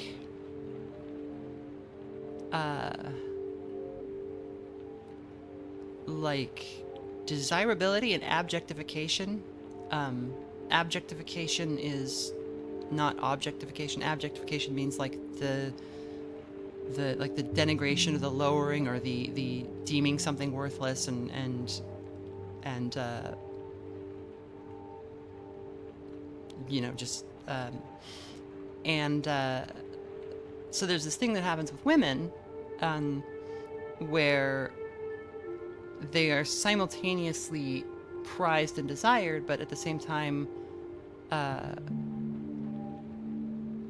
there's so much, like, misogyny is a bigger word than just like being spiteful or mean or unfair or cruel to women, but it's, you know, it's rolled up in that. And Herschel's role as a spy is very similar, and that's the sort of lens they're writing with, which is that she's performing this critical function for the state, but the state is burning her like firewood. And by extension, that's what she's doing to her crew. And however she felt about the people that she made into her assets, those people were all to be burned like firewood. Like, they served their function in being scattered and destroyed. And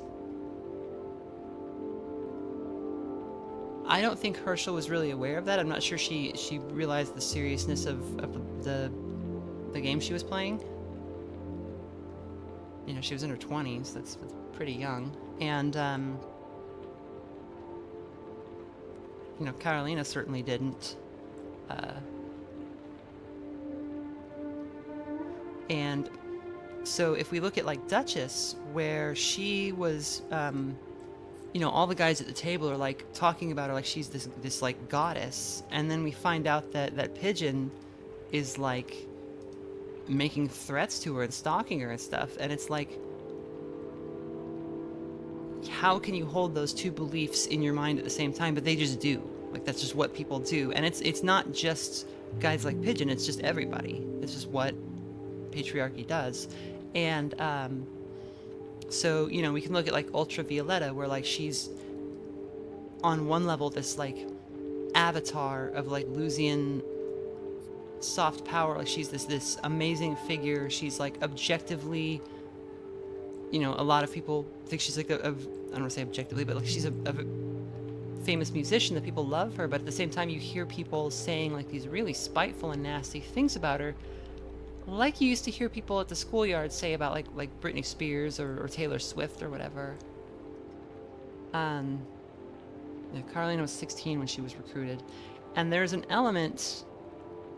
I'm not gonna say that Herschel was like grooming her in like a sexual way, but there's an element of like inappropriate attraction that Herschel is like fostering for this like 16-year-old girl, and that doesn't mean she was going to act on it. I don't think she was, but what she did was maybe just as bad in some ways, because she spun this girl away from a happy life going to school and stuff, and just kind of built this like, oh, I'm like this cool 25-year-old, you know, you can I'm gonna hang out with you and tell you about all my cool spy stories, and I'm gonna, you know, get you all excited and let you think that you're gonna be this cool spy, and like, look what happens to you. And I don't know if Herschel meant to do that. I think it was a you know, immaturity on Herschel's part,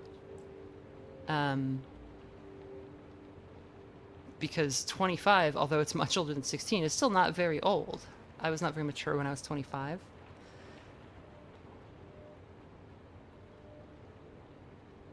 Marlon says, I do find it a little strange for how much media plays a specter in the narrative. We don't actually get to directly witness it. So if you pull up the credits on the main menu, you do hear one song by Ultravioletta. It's Cover the Moon, which is a song that was what was supposed to be on the tape that killed, or on the disc that killed Pseudopod. It's a very good song. But yeah, it doesn't, I mean, part of it is like they're not gonna, like, getting like an animated wolf show made that was like of the quality that would make it believable as this thing that has like captured the imagination of humanity. Even just a few minutes of that would be very expensive, but it would also be like, you know, outside the skill set of the people making the game. So every time you bring in some like thing that's like, the stereo is right where you left it. play some Blood Golem. You slot the disc into place and hit play. Music is probably a lot more attainable than the demo with all kinds of connections that they have. Yeah. Play the final recordings from Project Autonomia. You slot the disc into the drawer and press play, but no intelligible sound comes out, only static. No use. The U-matic disc encoding method is basically extinct. You can't play this thing without specialized equipment. I know who You has step away specialized from- equipment.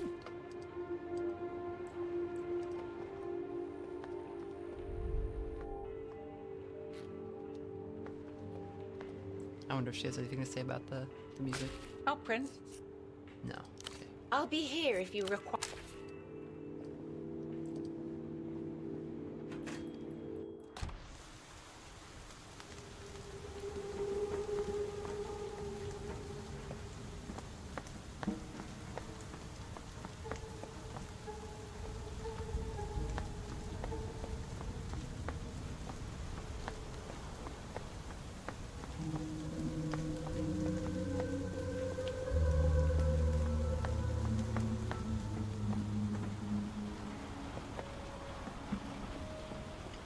I came up the wrong way.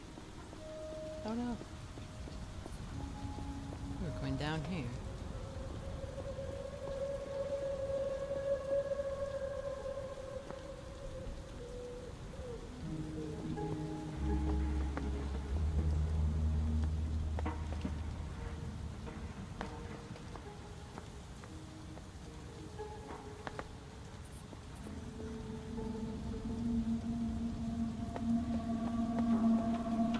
Where is Piotr?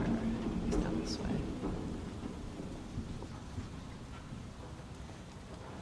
The environment of the apartment and the city make me think of places I know. Yeah. I like the colors too. A lot of pinks and purples.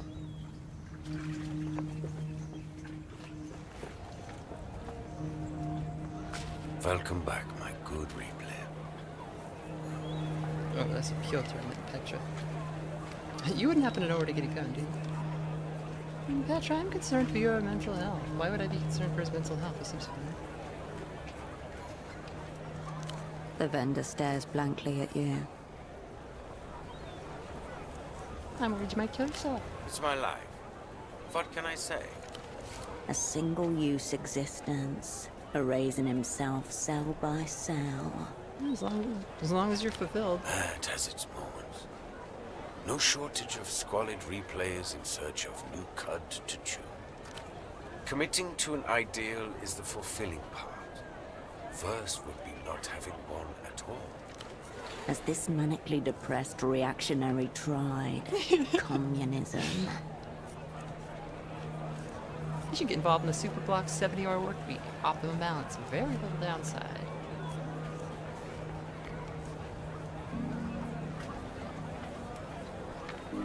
As a mid-level import agent myself, I respect the commitment. Sounds like you're tormenting yourself. Not always. I appreciate the nighttime when the replayers are flapped off to hang upside down for the night. When the other stores are packing up, I like to lie on top of the shipping containers, look up into the sky. And sometimes I can see the stars. You'd like to hear more? What does the XR stand for? X remnants. Zero remnants. Pretty esoteric term we've got here. Just roll with it. Cool. Extremely. The Einzeltone magnets are so potent that the erasure is absolute. The X is meant to represent the negative, the complete absence of sound or vision. This was a very conceptual time for storage media, you understand. Quarter zero at the break of the 60s. A teenage boy sits on his bed and gazes at a full-page magazine ad for a brand new single-play format. The crimson of the disc spellbinds him. Excited thumbs leave sweat prints on the page. So they're single play, so these things would have necessarily been like dirt cheap, like garbage, like demo Below discs, the basically. spotlit red disc in bold-faced text, with Einzeltone XR, the first time is the only time. It was a very beautiful time, too. The boys that trace the words in awe. What is that? That's what I accidentally skipped. I wouldn't expect to. Downfall. That's what I'm here for. Yes. Change It's the not past like... conversations. Maybe not. The bazaar is closing up soon. Another day, another cultural molestation. Okay, I thought he might have had specialized ability. That's okay. Oh, that's... This actually was happening in the demo too. It just carries over the thing from the last conversation. Oh, we could have got a monkey plush toy for the monkey. Monkey plush toys. She produces a lovely little monkey from a stack beside her. Cute gift. A prime example of the Cutlass fuzzy genes. Optimal arm-to-torso ratio and tactile comfort. Particularly adept at absorbing human affection and holding on to minor secrets. Enjoy your nice little monkey. Are we able What? Okay. She nods, not trusting herself to speak around the lump in her throat. Thanks for stopping by. I wondered if we would be able to tell her to just back off, but I think it doesn't matter.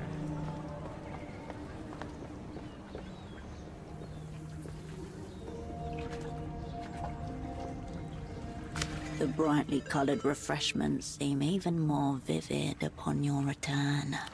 Your eyes are immediately drawn to the prices, printed in neat black and white beneath each row. They're even more expensive than the vending machines in the airport at Treffe on your way here. Perhaps this whole free market thing isn't working out. If the world would deny you even these small pleasures, then perhaps you should deny the world its ill-gotten cash. I'll steal it. No one will ever know. It's not been long since you broke in the refreshments. Can't do it yet.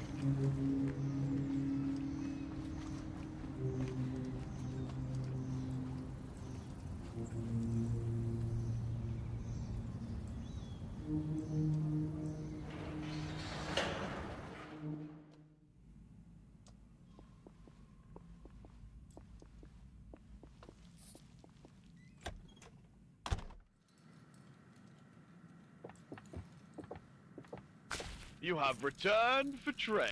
He flicks his ears in excitement. False wolf admired. Must trade fair. I got you this. Refill a monkey plushie. Oh, oh, oh. Cooing softly, he makes grasping motions with his pointy hands. Neat like it. Oh, queen of trade. He cradles the plushie in his hairy, rangy arms before setting it carefully in his stash. I mostly did that He's going to fuck it right. Sick. We should watch. No, you He ruined digs it. the wolf cup out of the pile and throws it into the air, watching with glee as you scramble to catch it. You ruined it, doppelgang. It's not cute anymore. I just brought it because I wanted him to have a friend. Goblet repelled. See you later. The queen and I bid you farewell.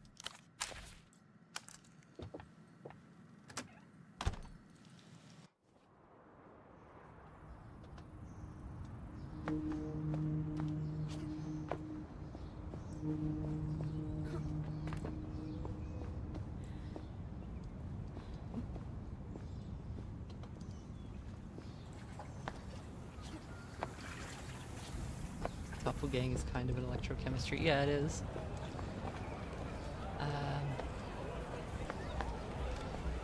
So actually, I thought our police officer friend mentioned like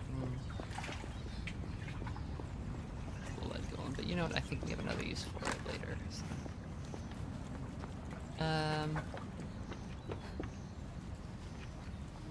Boatman, I think we talked to you before, but I didn't know if we were able to ask you about the barge. The smuggler inclines his head in silent recognition.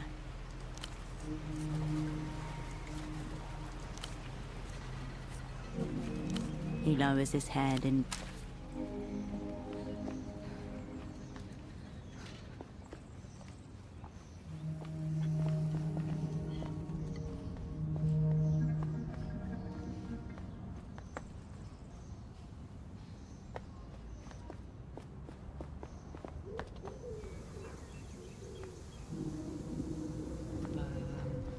we could talk to HOLOCENE about the cool maneuver that Karolina invented. It's such a chore to get down to him, though. Oh, we could talk to the drunk fella about the funny money that we need. What's my favorite Disco Elysium skill? Shivers, for sure. Shivers is a legit supernatural power that Harry has. Loneliest of town. his half-hooded eyes struggle to locate yours.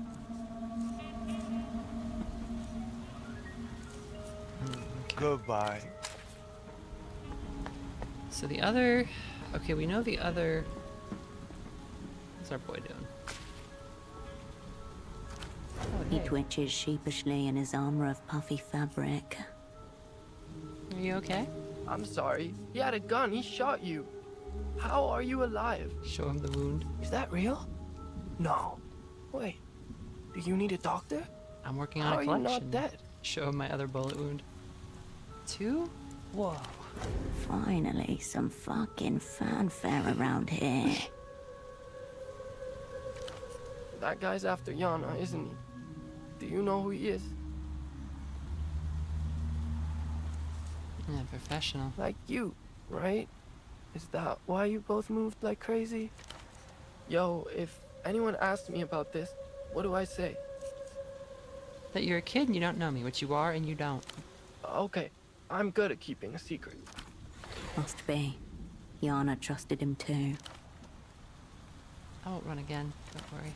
Marco's hands vanish into his pockets. He settles down, but his eyes keep scanning the surroundings. Mm-hmm. He's like her little boyfriend. Anything to report? Just pigeons, mainly. Bit of people, nothing weird. What are you doing out here? Made the switch from intelligence to securities. Yana's using him as a doorman. Meaning? I'm the doorman. Doorman's a good job. Lots of famous people started as doormen. Good for you, keep it up. Yeah, thanks. I've got it all under control out here. Later.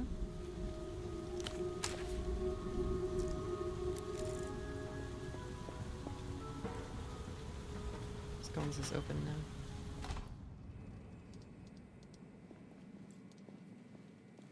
Bored? Wait a minute. What do you want? What did the swine do this time?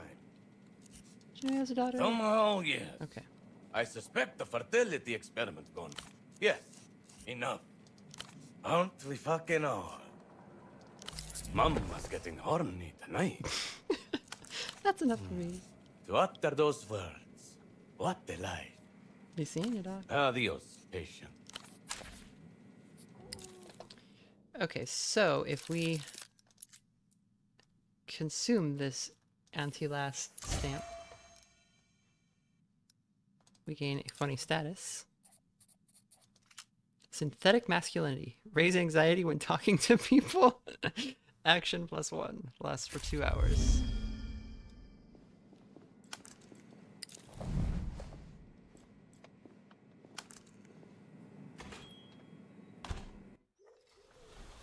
So, do we have to also... I think we might also have to go talk to Marlon and get something.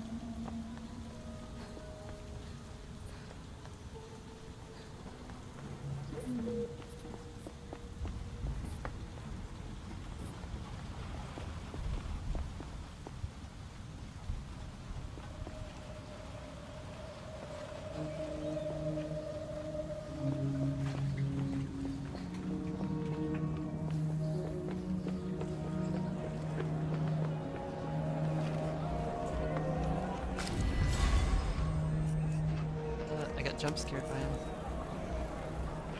Back to the success rate. What takes your fancy? I need the Mr. Artista hairstyle. That'll look funny on you. Yeah. Cool.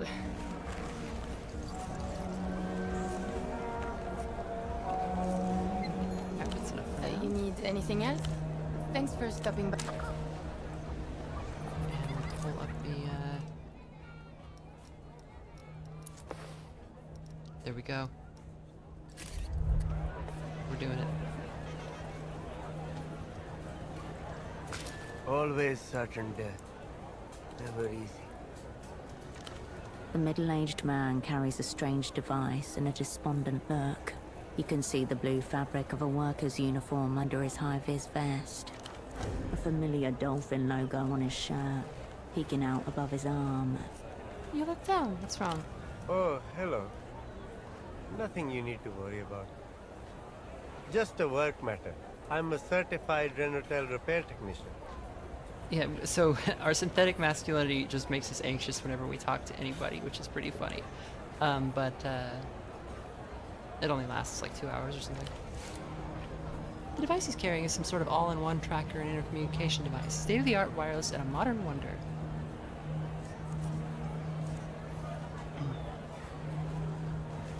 Tell me about your tracker. It's a Voskull auto-negotiator, brand new. He shrugs helplessly. I can't keep up with those futuristic devices. You'd rather do things the old-fashioned way? It would be more relevant to my experience, but I'm retired from that sort of work at least. Old technology is one of the few places the past can still be touched. What's it do? Lots of things. Primarily, it picks up wireless networks, radio frequencies, and electrical signals so you can track their source. Oh, this might be Solang. Yeah, the guy in the traffic jam who's selling stuff out of the back of his truck. Very cool, officer. Let's move on from the machine. I wish I could say that, but it's an integral part of my job. What do you know about the Miracle Line? I can tell you that it's Renault's longest running and top performing fixed line. Technical talk for a landline. It's connected to the network by copper wire. How long's it been running? Must be just over a decade at this point. It's actually the last payphone in Portofino to still be running the old way. Now they've all gone wild. The last bastion of an antiquated system. He speaks of it like a beloved relic. Why hasn't it gone wireless? The line cannot go down, not even for a second, which means it cannot be serviced or upgraded. First thing they taught me when I joined. A single thread, fraying. The reason being, or so I've heard, is that Renault would incur a bill of such whopping proportions that it could risk the whole company going under. That seems ridiculous. That can't be true. Maybe it's not, but it's what people say. The unrealized loss, they call it. The company's big secret, gnawing away at its foundation like a rat in the shadow. Okay, we do need some stuff on Renatel.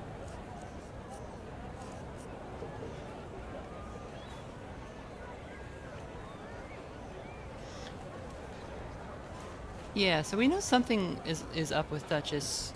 Unclear what it is. So I think so her sister is an M.I.H.O spy, and like might be well, she has the line tapped, I'm pretty sure. And so I think M.I.H.O is using Duchess's line to just listen in on everybody. So that's one thing. And she may also be ensuring that her sister has a job. Where can I find this miracle? It's the old payphone along the back way, west of the dock.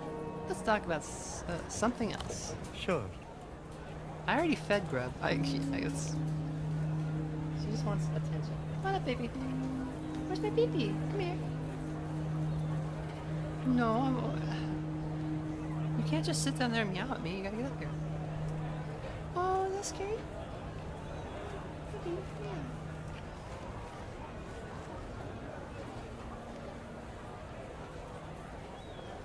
Good. Should I come say hi to everybody?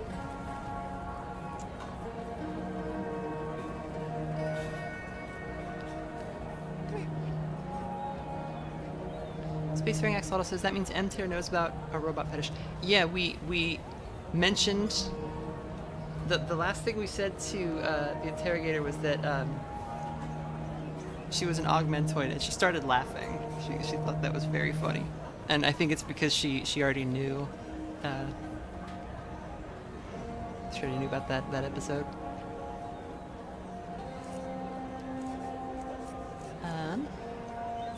What are you doing here? Oh, it's just me trying and failing to do my job.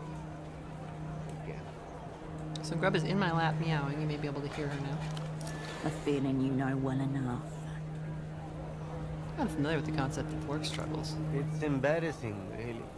I'm overqualified for this position, and yet I can't even do the simplest tasks asked of me. What he says doesn't add up.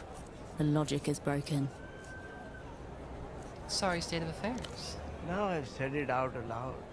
Yes, I would agree. Put it this way. I'm a qualified engineer with years of experience, just not in this particular field. What are you qualified for? I'd rather not say. For personal reasons. Whatever he's hiding, it isn't pleasant. It destroyed something in him. What is it you do? I'm hired to perform any necessary maintenance on the arteries. So Grub is an only child? Oh my gosh, I'm yawning. Grub is an only child, and she also, I think she was taken away from her mother too young because she's really needy, and also she doesn't have good, I'm sorry I said that about you. She doesn't have good claw discipline. Like if anytime she like bats at you to play or anything, she'll go full claws out. She doesn't know how to be polite, and that's like a sign that yeah, they were weaned too early or something. Technical words that only mean something to those with the prerequisite knowledge. But she's so friendly, and she follows me around, and she always wants to know what I'm doing. And she'll just sit there, and we'll be sitting together, and she'll just start talking to me, and like just looking at me and rolling around, and it's just she's very expressive. I've never had a cat, like I said, come when I called her. I love my kitty. She's my baby. You're my baby. That's a good baby. She's under the desk staring up at me. That has only made it less clear. I can see that, yes. The wireless phone network is routed through electronic boxes called arteries. They work like the old terminal boxes, except there are no cables or wires. Oh gosh, excuse me.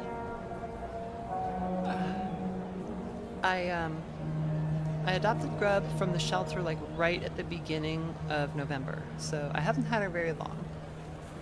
But she kind of bonded with me really fast. When I went to the shelter, she had only been there for like she had been sent to the shelter on like Friday, and then the shelter opened on Monday. And the shelter people said she hadn't been eating, and she wouldn't come out of her little cubby that she was hiding in. And I went and I sat down on the floor, and she just very nervously climbed out and got in my lap and started purring. And that's when I knew she was my baby. Renotel has been upgrading its payphones across the city. They pretty much all run on wireless signals now. So how do these arteries work?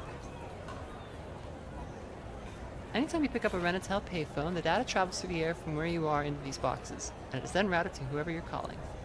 What if I'm using a non-Renotel payphone? There are no non-Renotel payphones left in Portofino. Mr. Reno has an exclusive contract. The result of non-competitive bidding and a bit of self-dealing on the part of the city's governing elite.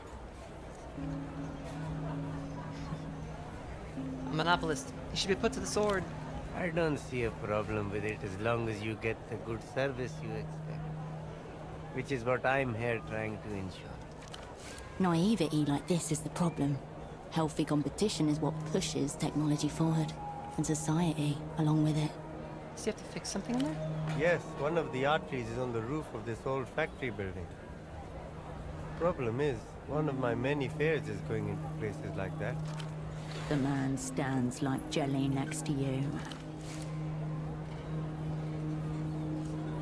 The well-greased cogs of your mind yearn for the challenge.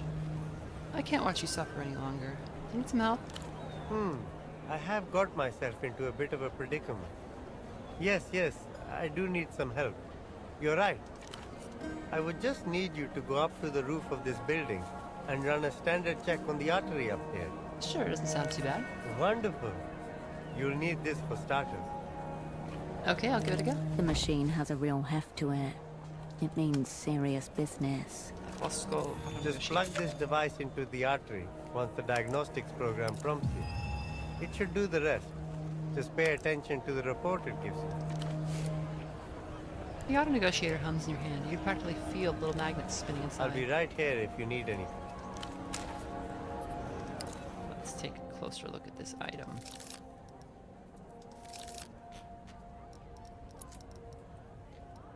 A wireless transmitter used to connect the wireless networks. The cheap plastic makes us feel like a grey market tool. Volskull might just be some guy in a basement with a soldering iron. The fire door stands between you and the rest of your journey. Luckily, it's still wedged open with the piloter ball. We could just take the ball, like just stare at him as we take the ball and close the door. Head up the roof.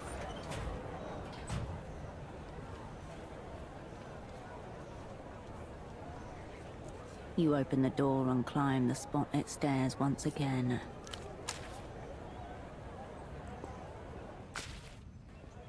You open the Reconnecting distribution panel once more. Pressing the on button sees the old terminal coax itself awake again. This is not the first time you've hacked into a phone terminal, though it is the first time you haven't been able to delegate the task to Asset Radiant. It would have been good to have Ramses here. Machines are simple, Harsh. Just got to know what commands to give them, and they do the rest for you. Radiant's fingers dancing, each input a new incantation. The ember of his blunt pulsing with every keystroke. A sorcerer within his haze. He was great at this shit. There was one piece of advice you remember him giving you for times like these. If you ever get stuck, you do what you do when among human company. Ask for help. You can literally type it in. Type it. Well, let's put the number Error code 204B. Incorrect permissions. Type info for additional details. Type info. Info, identifier type landline info. Please direct request to a terminal with landline database access. Type locate. Info, pass in request. Info, please proceed to node 7B, sector PA. There's only one place in Portofino that PA could be referring to, Party Alley. There must be a wired access terminal in Party Alley. The machine hums like a tired old man trying to stay alert. I'm getting so good at computing. The terminal's screen flickers wearily. Type help. 3 possible inputs, cold and toneless, flicker up on the screen. 1, network. 2, diagnostics. 3, quit. Network should get you the list. Then it's just a matter of finding it. Network. Load in network. Pixels wink in and out of existence before slowly etching themselves into something larger. A chaos of blinking black squares, apparently random, and yet cohering into a shape that stirs something in your mind. Whoa. Before you, Portofiro's wireless network, a constellation of flickering nodes floating in a landless void. Dormant stars waiting for ignition. Where am I? You're one of the blinking pixels. That much is clear. Which one, though? There, close to the center, amid the hundreds of black squares, there is a single asterisk, blinking slowly. It can only be the Renotel artery's location. What's the empty-looking area to the north?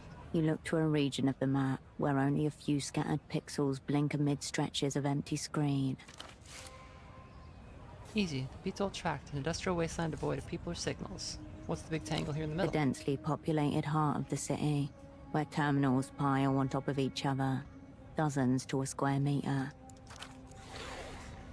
Specifically, the dual centers of Bootleg Bazaar and Party Alley, immediately surrounding you. Okay. Tech diagnostics. Renotel Diagnostics is intended for official personnel only. Input external device to continue. Mm-hmm. Device input accepted. Welcome, Renotel employee. Smiley face. Examining system. This may take a few minutes. Be patient. Seconds turn into minutes as you watch the dots blinking on the monitor. It's not clear if the machine is doing anything at all.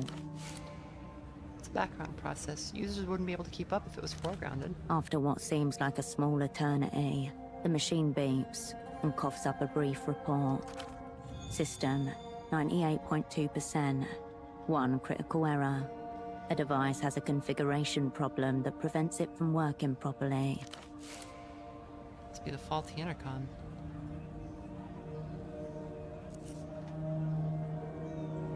Which intercom was faulty?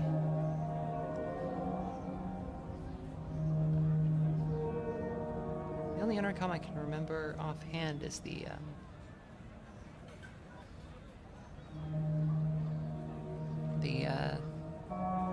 one on the poetry magazine building, but that one's not relevant right now. I guess we can tell about it. You could, or keep it to yourself, that way no one will think to fix it. the issue will persist, and in turn, you should be able to talk to the prisoner from outside. Goodbye. I see. That's clever.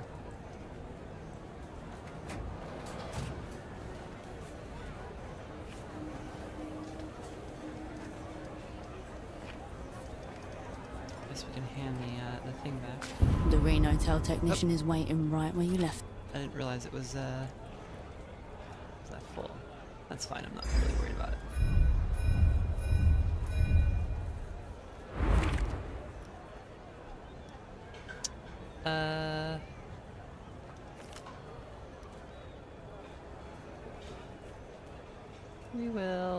We'll drop a blueprints and then try it back. Oh, that'd be nice. Ah, you're back. So losing you a can skill go point in and out as you sucks, please but now. it resets your. I disable the locking mechanism so this ball relevant can be retired now. meter. Do you want it? I disable the locking mechanism so the ball can be retired now. I want it. I do want the ball. Glad it's gone to a good home. How did you get on with the artery? Something's up. This is a distraction. You don't actually care about that, do you? What's going on? Is it that obvious? Well, I've decided to quit my job. Why? I've thought about it, and I've decided that I'll try to get back into electrical engineering. I don't care if it kills me. I can't live like this any longer. Suffering vertigo, shying from tunnels, looking for things I can't find. I suppose you want the auto negotiator back then? Keep it. Renatel's got plenty. Consider it a gift from me to you. Bon voyage. The ex-technician shows no sign of hearing you. He doesn't even look back.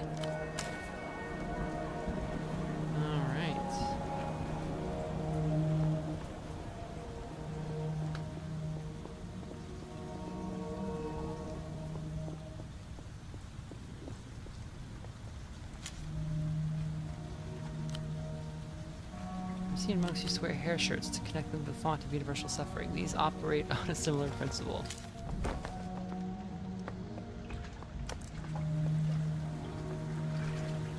The intercom glints in the shadows. The indicator light flicks on. Hello. A thin whip of static, and no response. Answer me. More void noise. You might as well be trying to make contact with a distant solar system. The revealed intercom gleams as you turn away. Okay. There's still that audio bug.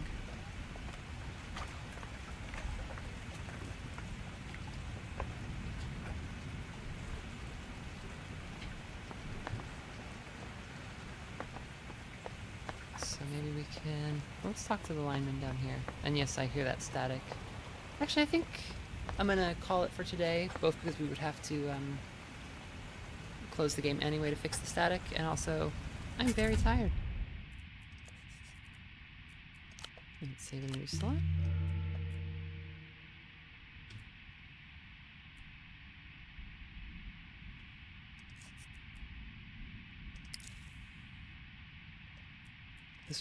This was a good one. I really like Karolina's story. I thought that was handled very well. And someone said our Herschel's ordeal was like a little bit less like less hardcore. That's partly I think because it's earlier in the game and it needed to be a situation that Herschel could kind of bounce back from. But also I think it's to show the difference in the character of M.I.H.O versus La Luz. So this is a good game. I think you should play it. It's very very intriguing, very fun. Goodbye, everybody. I'll see you tomorrow, or probably tomorrow.